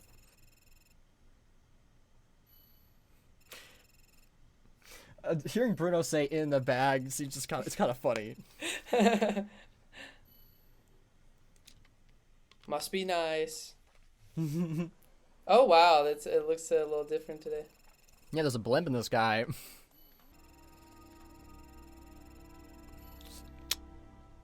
Oh no.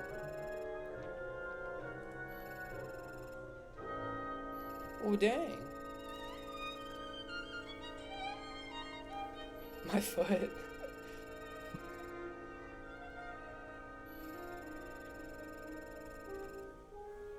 Oh my word.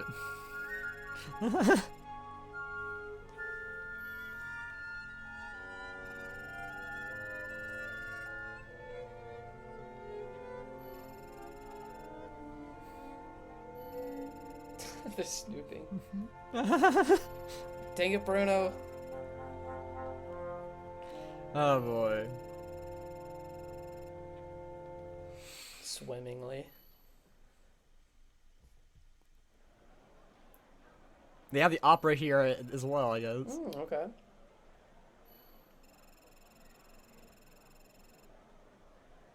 Oh.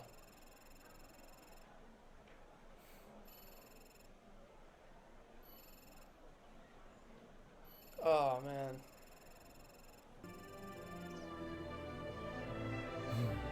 Oh.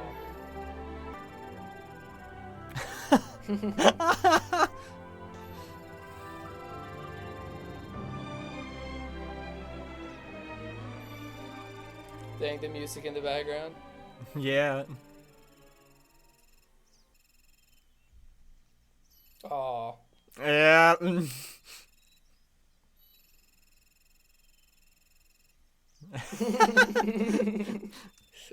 Oh my word.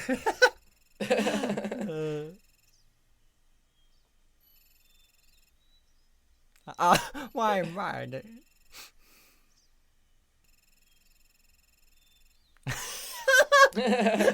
Oh my word.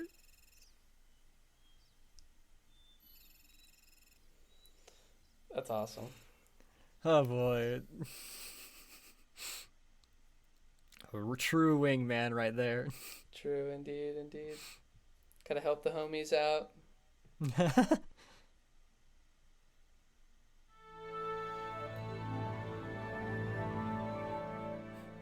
Yeah, I love that they're very smart about the continuity, like making sure, yeah, it's only Kazu Right. here, so they have a lot of good attention to detail to make sure there's nothing that breaks continuity, at least when it comes to the orchestra here. Right. At least It'd be cool he if gets they to play showed the music. Hmm? But he used to play the music from the opera they were going to see, Orpheus and Fairs. Oh So that's what they're yeah. doing.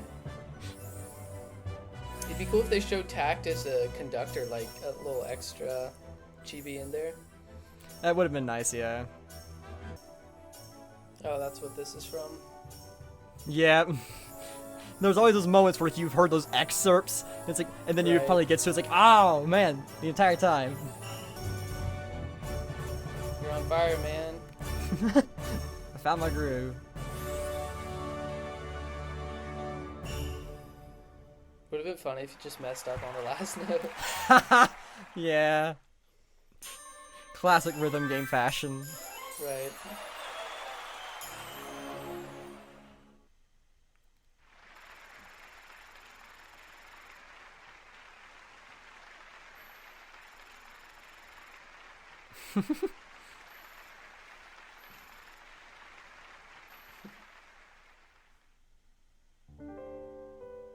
Aw.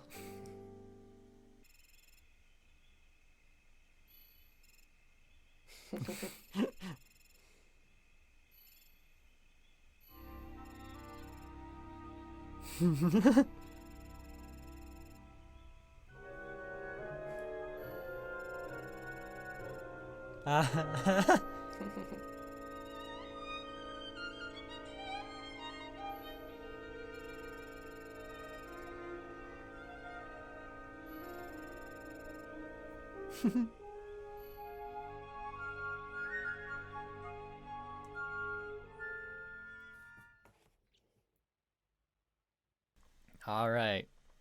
And now we're in the home stretch. We're going back in an episode, but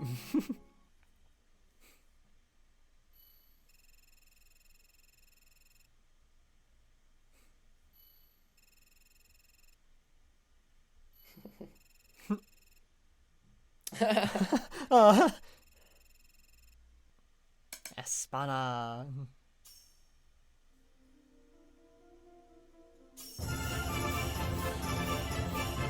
Yeah, this is a live orchestra performance. This is not what the DLC track sounds like. Huh. Interesting.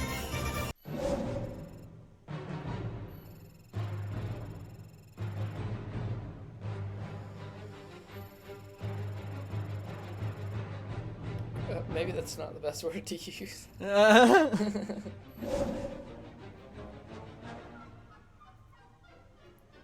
love it how he just so upfront about it, like just doesn't. Right?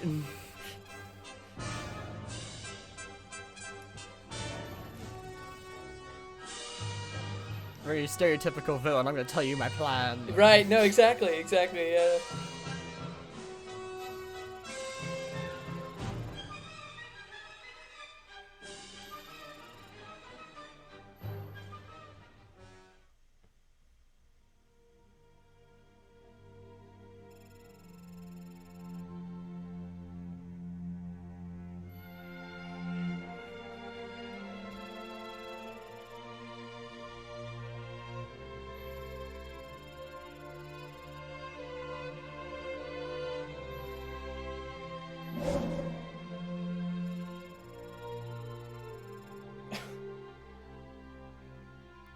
Damn.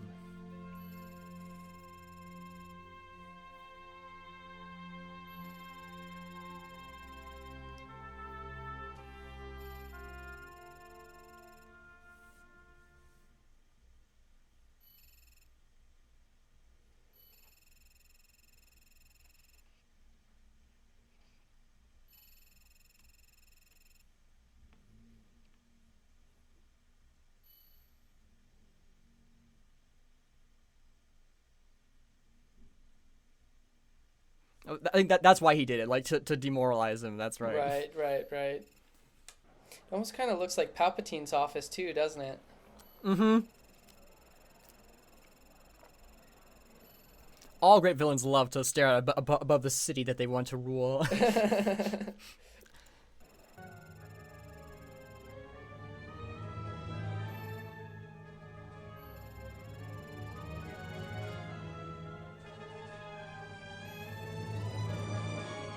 pressure's on. Mm-hmm.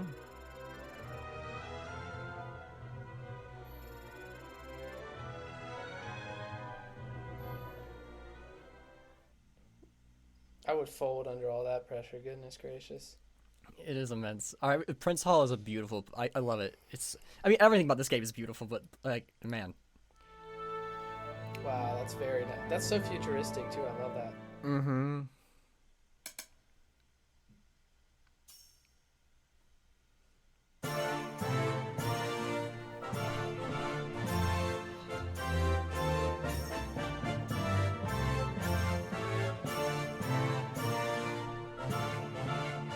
Such a phenomenal piece to pick for the tense moment. I felt love. Yeah.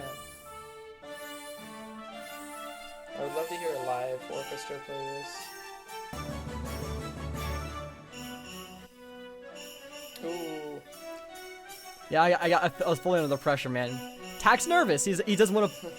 He's nervous about like hurting his brother now. See, it fits in the story. Right. Didn't you say though that like the actual progress of the story isn't affected by your inability to perform well? Correct.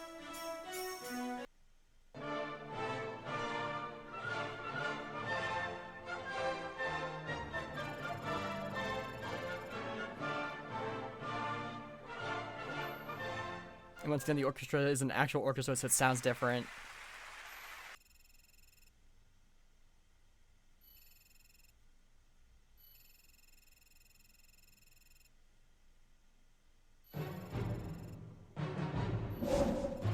Ooh.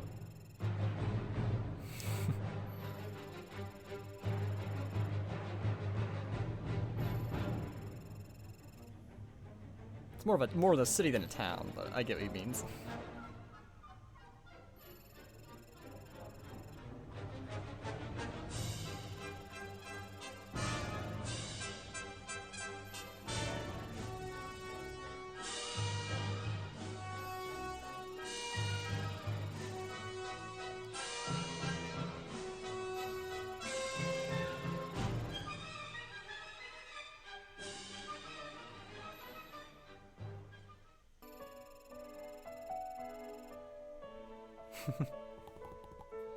Oh, that's lovely.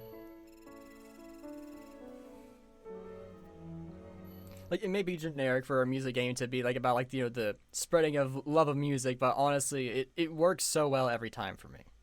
Yeah, well, I'd like to believe that there's such great ideals to aspire to in life. I mean, it's kind of like, I think the natural effects of the world, like the cynicism and everything that you kind of eventually acquire in life. I'd like to think that you could throw that off you completely and be able to, entertain these sort of like seemingly unrealistic ideals and like reinterpret life in a way. That'd be interesting. I don't know. Maybe it's possible. Who knows? But I do like the purity of Tack's drive and everything. Yeah, it's very wholesome.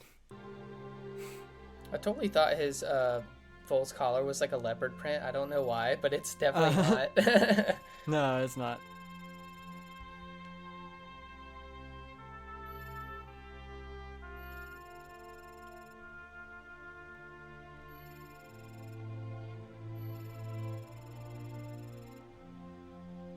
Who?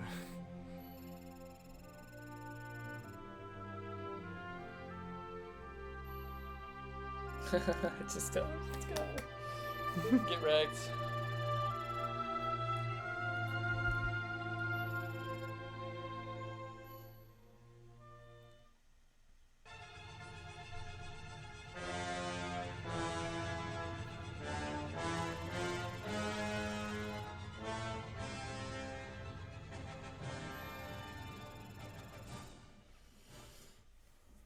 Not in Bear Mountain, a very fitting piece for Volt.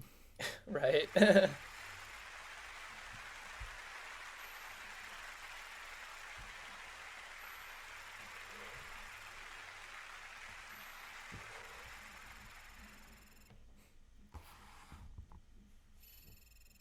it comes back at the very end. Yes. Let us Let's all be one in the music. That's lovely. So I do want to take a moment. You're familiar with Holst's The Planets, right? Are you talking about the album? Like all of its pieces, really. Like, have you are you familiar with some of them or all of them? Oh, I must be thinking of something else. No, actually, I don't think so. Okay, so the person who really got me into band was my mom, who was a French horn player. My dad was a trumpet player, so we had a very musical family. And she'd always told me about like she really loved the horn part in The Planet's Jupiter. She talked about it a lot, and like as a horn player myself, this sounds like a cool piece, but I never heard it.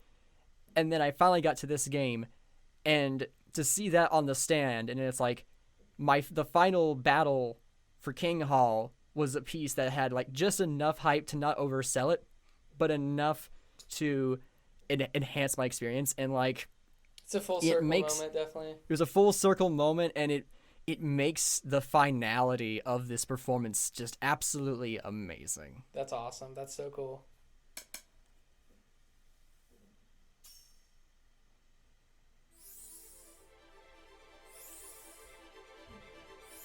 Definitely fits the like the setting. Mm-hmm.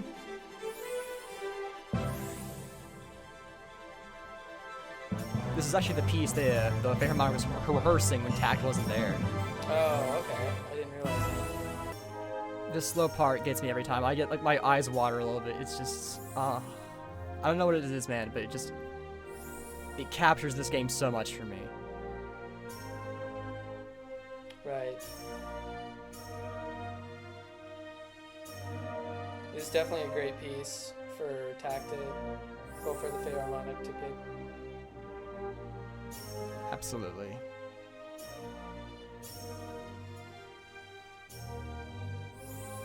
You're right, this slow section is good.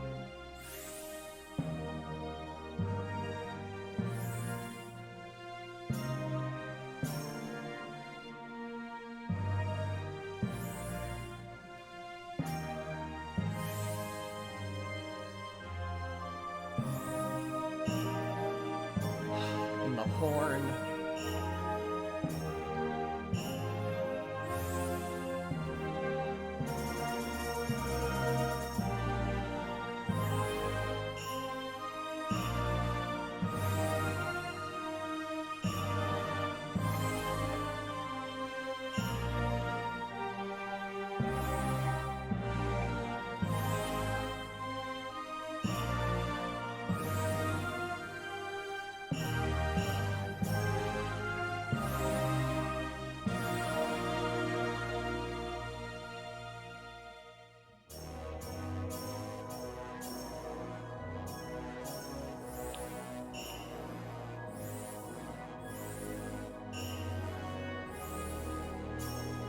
It's a long one, too. Oh yeah. Gotta go all out for the finale.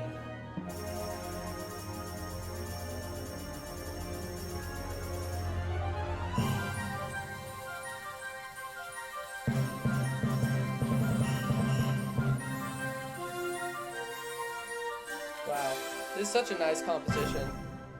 Yeah, it really is. Holst's Planet set is just all amazing. I'm gonna Mars have was to playing look- earlier. Yeah, I'm gonna have to look into it.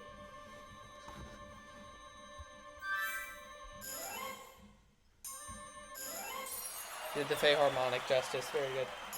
Yeah.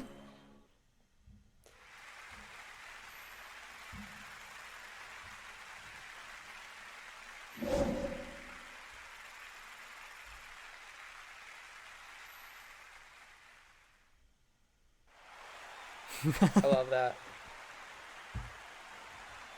Wonderful.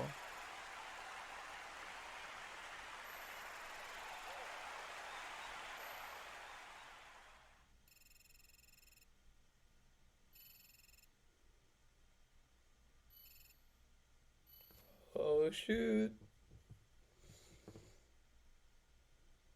And they end it with that. Aw, man. Oh, it's so cruel. Oh.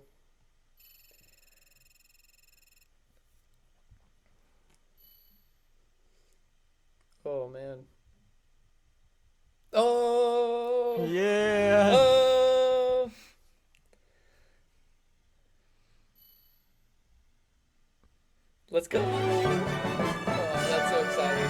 it's a I want to hold on just to appreciate it, but also like it's kind of crazy. Like the audience must be extremely picky if they if like Volt has been at Prince Hall for a while. Like in episode 3, he was at Prince Hall, and Right. they still wouldn't let him move on. Like so, the audience has to be exceptionally picky Yeah, about who's going on. yeah, but also it's just I think it's the fact that Chloe introduced that fundamental truth to Tact about the music. Like well, the nature of the zero score, and like the truth that's found in that. So I think that helped him. But yeah, obviously Tact is he's very set apart. But yeah, obviously the audience is very picky. Must be. I guess I also should maybe give credit. Like the main difference between the two is like Volt, like he goes a lot for the perfection of the music itself, but like Tact clearly shows his talent for getting the music into the hearts of the audience. Right. And Yeah, I think that's the one thing Volt is missing, really. you're right. The motivations between the two are very different. Yeah, and perhaps that affects the music. Let's go. Oh man. That's so exciting. Get dunked on, Volt. Get dunked on. Totally dunked on. Skill issue.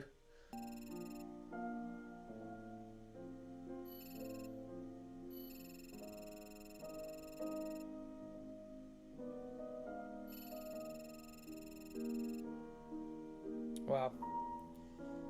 That's a change of heart right there. Wow. Yeah. I do want, like, he's got a very similar arc to kind of Ego from Ratatouille. Yeah. I really do wonder, like, because of how heavy music is and like him knowing the history, I wonder if he came from like a family who like knew, like, was close to Carlos, like from several generations back, and they each like made their next descendant like work to the bone to try and earn the zero score out of jealousy. Yeah. Like, That's he wanted it interesting. so desperately, like it was like his life's mission, and it's like I feel like that had to have been imprinted upon him by his father, and then like their father or mother before them, and like their parent before them, and so on. Like I feel like it, to me, it gives a vibe of like a generations long like grudge that has just been forced onto their children, Yeah. essentially. You may be right about that. I just think it's crazy. Like, I mean, I think it, realistically speaking, would he be able to escape the consequences of stealing away 10 years from Volt intact and like being a manipulator and essentially, using, Volt as his means by which he can attain the zero score? Like, obviously, I don't think he would be forgiven that fast in the real world, but I think he's like he was under some sort of effect, some sort of spell, so to speak. And perhaps that was not like literally, but I just mean that he had some sort of deep influence that, yeah, perhaps, as you put it, is like generational, and then that was broken by tax. So I suppose he can be forgiven. I suppose he can be forgiven for that, but that's pretty messed up what he did. But And it is like it's like that is like maybe one of its weaknesses, like because the story is so short, it goes through some of its arcs a bit fast. right, yeah. But the overall narrative, like, and message behind it, still I think is incredibly well done, and it's why I love this game. Yeah, and story. definitely. Like, he really should face consequences, but whatever. I mean, Volt was the one hurt by most, so if he is not holding a grudge, I can't. I guess you're right about that, yeah. But maybe that's just such a profound change of nature for the Hall Master that Volt's just like stunned and and even persuaded more by that change of heart. Yeah, Enough to forgive him. True. Like he must have been affected as well by Tax performance. Yeah, you're right about that. I think you're right. And that's sort of the nature of the zero score. Exactly. Well. Aha, pastoral.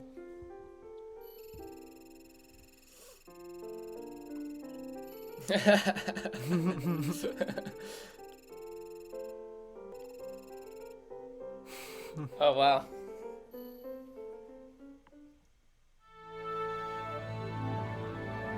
Oh, I love it. Yeah. Oh, they should have had the chibi for Volt out there playing the piano.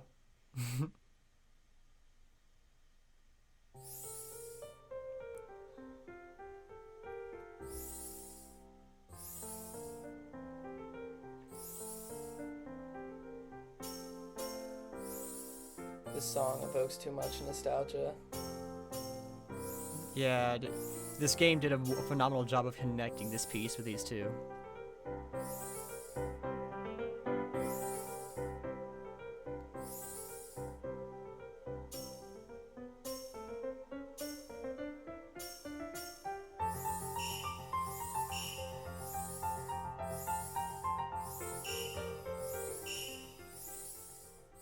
I wish they could play the full piano version in the game. Yeah, that'd be lovely.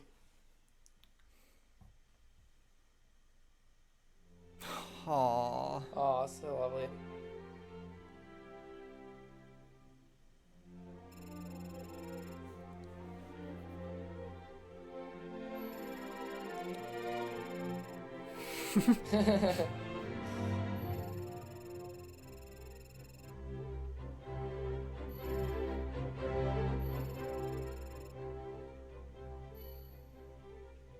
Doesn't hold a grudge, not one bit.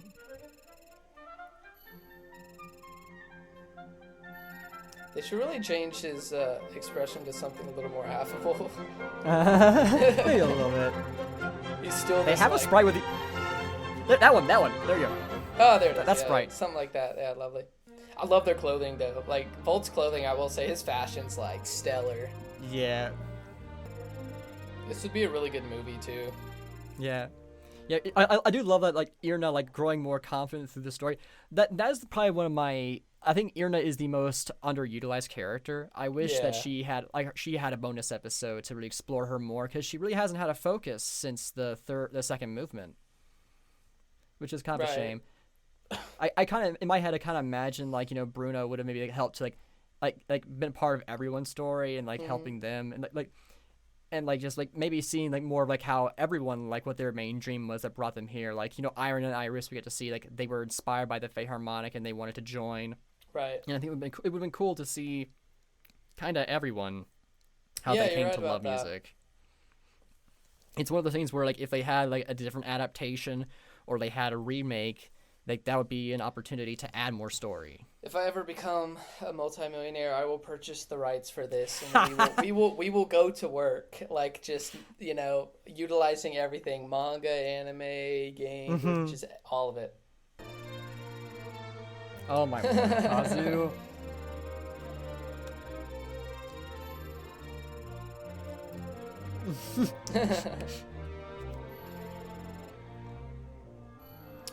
Aww. Ah.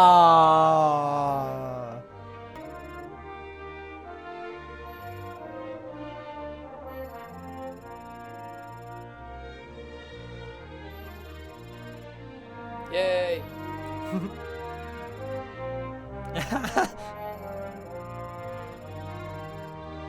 Oh, that's so satisfying.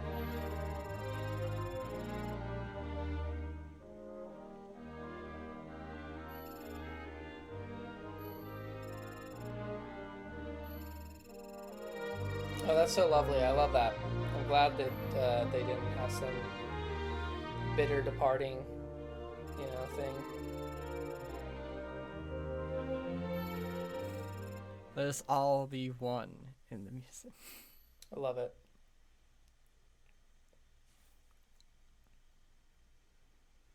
I'm gonna make that my Instagram bio. And this is King Hall. Whoa! Wait, can you go back real quick? Yeah. This hall is actually in the main menus, like title screens. Like they've been hinting it since you opened the game. Wow. That is a blend. Yeah. That is quite the blend there. You can see the organ pipes in the background here too. It's like vaguely Gothic, vaguely Art Deco, vaguely Art Nouveau. It's a blend of a lot. I think that's the point. Like it's mixing so many different eras of architecture and by extension eras of music. That makes sense. One. Yeah, it's like a representation of all the eras of music, and it's like vaguely Baroque too. Very nice. Yep. And our final piece is Pomp and Circumstance. Wow, are you kidding me? I hated this as a kid. In high school, you play for your high school graduations, and so as the horn player, there's a lot of upbeats, like but it's very annoying. But like the thing is, those graduation ceremonies are only a small portion Right, of Pomp and right, Circumstance, yeah. and you're forced to loop certain segments of it for the show. I believe this is not necessarily the entire like actual piece's full length. I think the full piece like in real life is like maybe 6 to 7 minutes. But this is a good like the vast majority of the piece is in this performance here.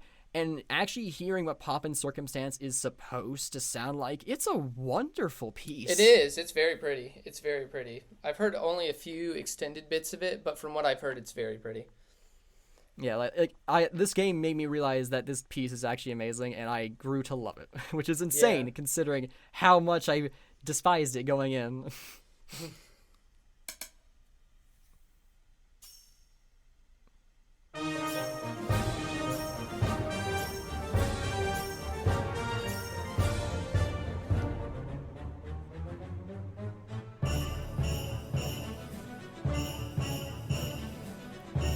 It also is very fitting for the theme because it's almost like, it's almost in a sense like their graduation of a sort. Yeah. It's a celebration piece. Right. Yeah, this is one of the longest pieces in the game, and its highest difficulty level has, I think, the third highest note count in the game. Oh, really? Wow. Yeah. So I think skill level 1 is actually one of, if not the highest note counts. So.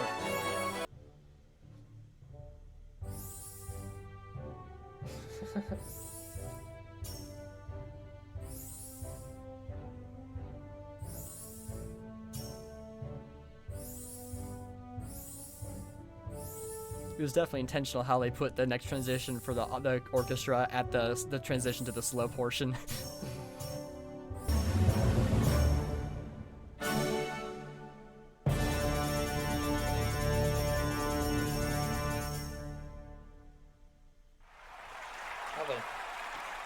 Dang, you did good too.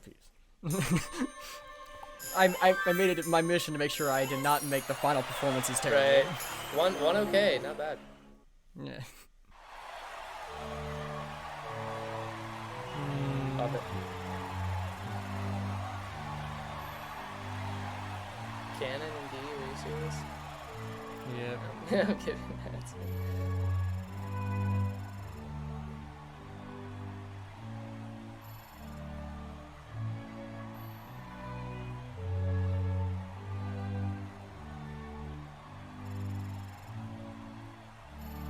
What? She said she wasn't gonna go. She didn't want to ruin his last performance. Right, man. right.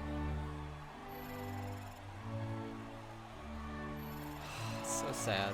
That's terrible. I hate it. Why? That's so unnecessary.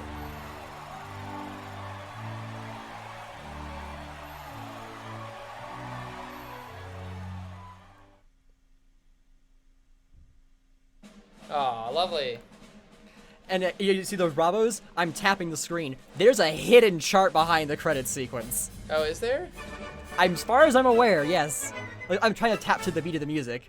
Of course, I can't tell if it's a tap or if it's a slice, so I'm just kind of tapping to the beat. But see, I'm actually getting a chain there. I'm getting a chain going. We should interview some of these, some of the people who are behind this project and see what kind of philosophies went into this work. Yeah, I'm definitely considering trying to look for them. Erika Osada, the art director, is there. I forgot they're all Japanese. Yeah. I speak like an elementary level of Japanese. I might have to practice more for this. But as you can see, we finally got a chibi for tacked up there in the corner. We could certainly pull it off, though. I think. Yeah, I'm sure there's someone like who could help to translate. Yeah, we could hire a translator or something like that.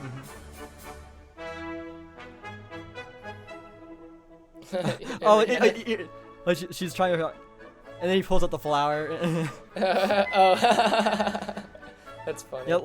Yeah, the credits is very charming. I wonder if there was ever any merchandise for this game at all. I've never seen any. If it exists, that'd be crazy. That would be cool.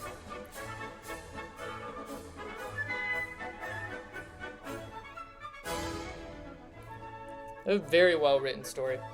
Why'd they have to get rid of Chloe though? Oh yeah, I see. Yeah, that's funny.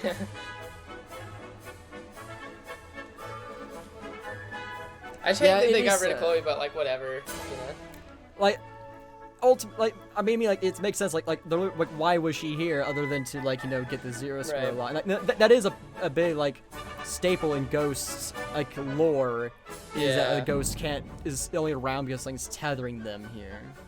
And now Right. she gets to go see Carlos again. Oh, So that's it's good. meant to, Yeah, that is good. yeah. Oh, there she is.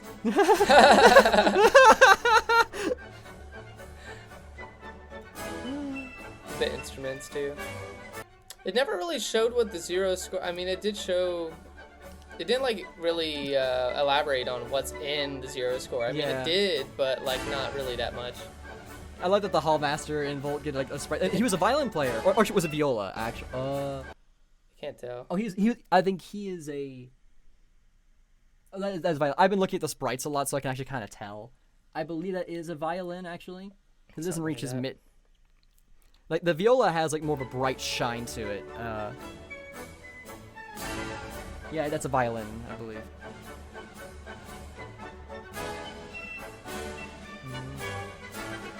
Oh, lovely. I love how Chloe's just floating.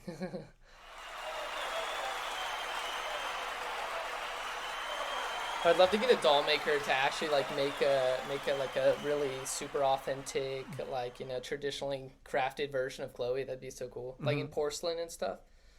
Yeah. Oh, that's so lovely. Yeah. I And love then that. after this text, that's like it's like the main like shows like just how much they made this game as a love letter to music itself. And then Yeah. as this text fades away, you get a prompt saying you have acquired the zero score and then unlocked the final skill level. So to get skill level 3 on all the pieces, you had to get the zero score.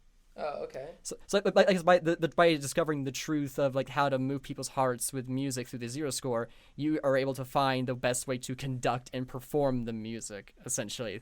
Yeah. Like when I was younger, I was kind of like, oh man, I was kind of hoping for like a final piece that was like maybe an original piece that was like meant to be like the ultimate piece of music. But I realized that would kind of be pretentious to say that you Right. could create for the directors to say that they could make something that's better than what the others had made before. And Yeah, I it guess goes you're right aga- about that. And it goes against the philosophy of this, like here at the ending, where like this is meant to be a love letter to them and what they have created, not Right. to put themselves on a pedestal. Right. That's so lovely. Now we still have one more chapter. We have the epilogue to go through. Yeah. Love this piece too. Yeah.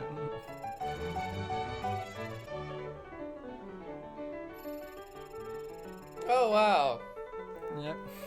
Did they say what the next country over was? Nope. Ah. Yeah, I know. Just that there's a monarch. See, this could be expanded on so much. Yeah.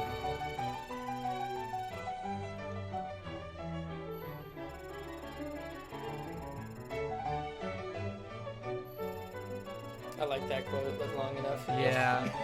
End up doing all the things you.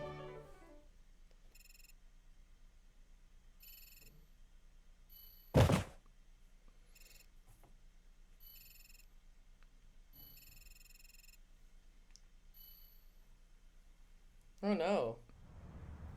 Hmm.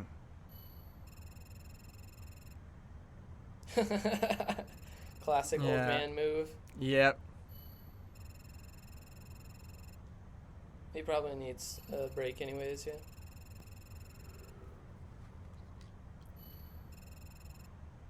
But now that you've gotten the zero score, it'll be easy.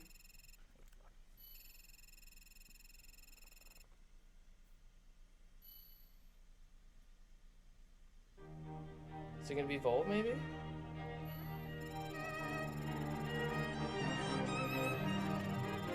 About this piece. Yeah.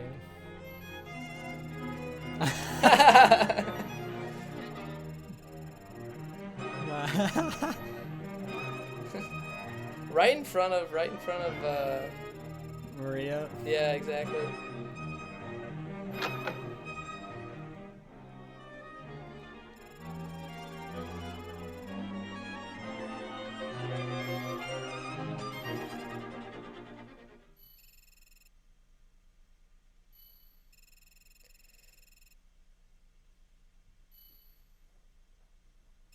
I knew it. And like they foreshadowed it in the credits. His chibi was playing a violin. That's why I thought. Yeah. Yeah, and nice. You picked up on it. Nice, very nice.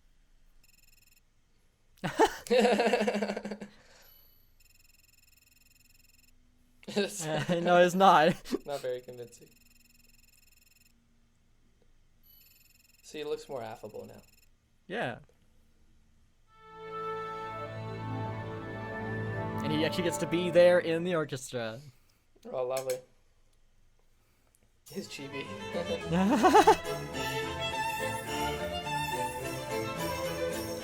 As they should with the Baroque music. That's such a good one. I love that piece so much. Whatever that is. And it has a natural conclusion to the practice session. It does. Doesn't feel like it's...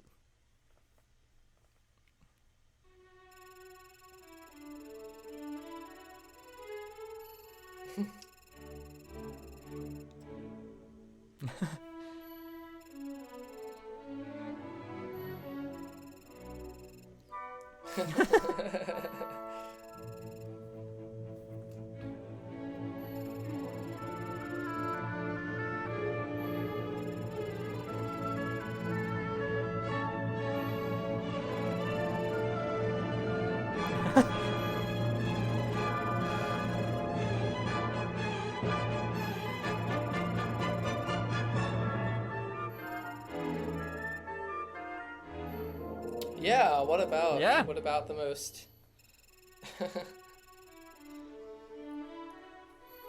Wow, what a different sort of pick. You know, very very innovative and different. Truly, never seen that one before.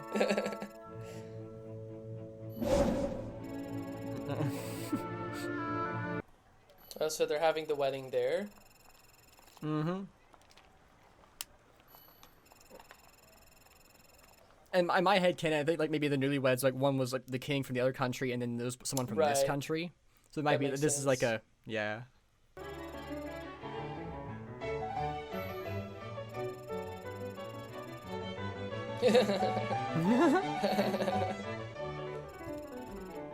Whoa, Bruno. Yeah.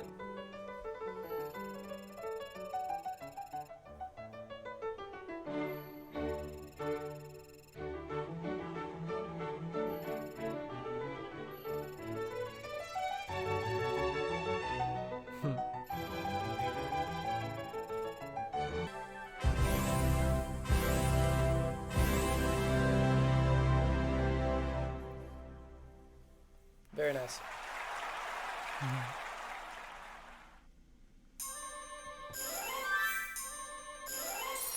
No okays or misses for the last performance. Very nice.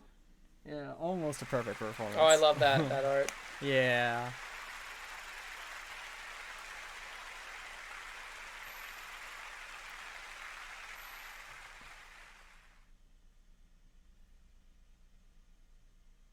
What's he up to?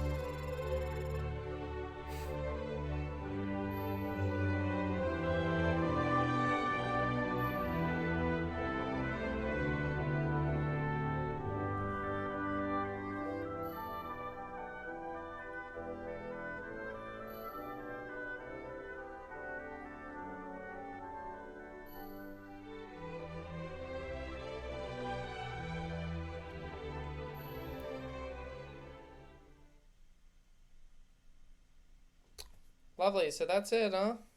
That's the story of Symphonica. Lovely. Absolutely lovely. Well, it was a great opportunity to be able to be here with you and to look over all of this amazing stuff. This has been great. Of course, it was great like hearing some of your commentary and thoughts on like the architecture and stuff, but also like on the history of the music. There's definitely some fun stuff in there that I think people will enjoy. Yeah, and honestly, I'm even further inspired by this story. I had a feeling you would be. Absolutely, still like ever inspired by this. I have new ideas just running throughout my head right now about like how I kind of want to continue on in life, in like my pursuits and stuff like that, and also maybe the role that music plays in life in general is I'm questioning things now, like maybe it's even more meaningful than I ever knew. It's this is grounds for new inspiration, definitely. Very fertile grounds. That's very cool. Like, I'm really glad that inspired you. And, like, there's obviously like the DLC tracks if you want to listen to it, like watch them. I also like uploaded the additional like skill levels for the story ones. The last DLC picks like had some really great pieces. Like there's like Allegro 5, Movement 4 was like a great piece to choose as like the last thing uploaded to the game. Honestly, like very fantastic pieces. Like the game also came with like I don't know if you knew, but like had like basically an iPod mode where like you could actually like listen to the music, and like with the shuffle mode you could make a playlist essentially by selecting. Yeah, there's a lot of cool things that the game could do. And yeah, so there's more Symphonica content for you to watch and enjoy, but like there's 40 different pieces in this that you can play in this game. So if we were here for that, we would be here a while. Yeah, certainly. Well, thank you for all your hard work in preserving all this amazing content and everything for the world to see, really. Well, thank you. I appreciate it. I'm really glad to hear that. It makes it worth it. Like it was a long amount of effort trying to get it all, and now that I found the game file, trying to archive that, it's been slow but steady. So, like the words of encouragement and all that stuff, it helps me to keep fighting forward to try and get this project to its conclusion. Yeah, well, it's definitely meaningful, beyond meaningful, and has obviously, even now after seeing this, has had a even further impact on my life. So thank you so much. I appreciate it. I'm really glad to hear it, and you're absolutely welcome. Well, with that, thank you everyone for watching. I hope you enjoyed this, and hope this helped to raise your love of Symphonica. And if this is your first time tuning in, then I hope you fell in love with the game and you want to check it out more. And maybe someday, like Leona, that's the company's name who developed this. Yeah. They were called Ines, but they changed Leona. Hopefully, they will see this and maybe be inspired to actually re-release the game someday. I would be very grateful if that happened. Maybe some new content, and who maybe knows? Maybe in the future we'll end up buying the IP, so we'll be able to make our own stuff. But until then, I guess it's just maybe fan fiction or something like that. I don't know. Yeah, I suppose so. All right, well, with that, we shall say farewell, and remember that we are all one in the music. Awesome.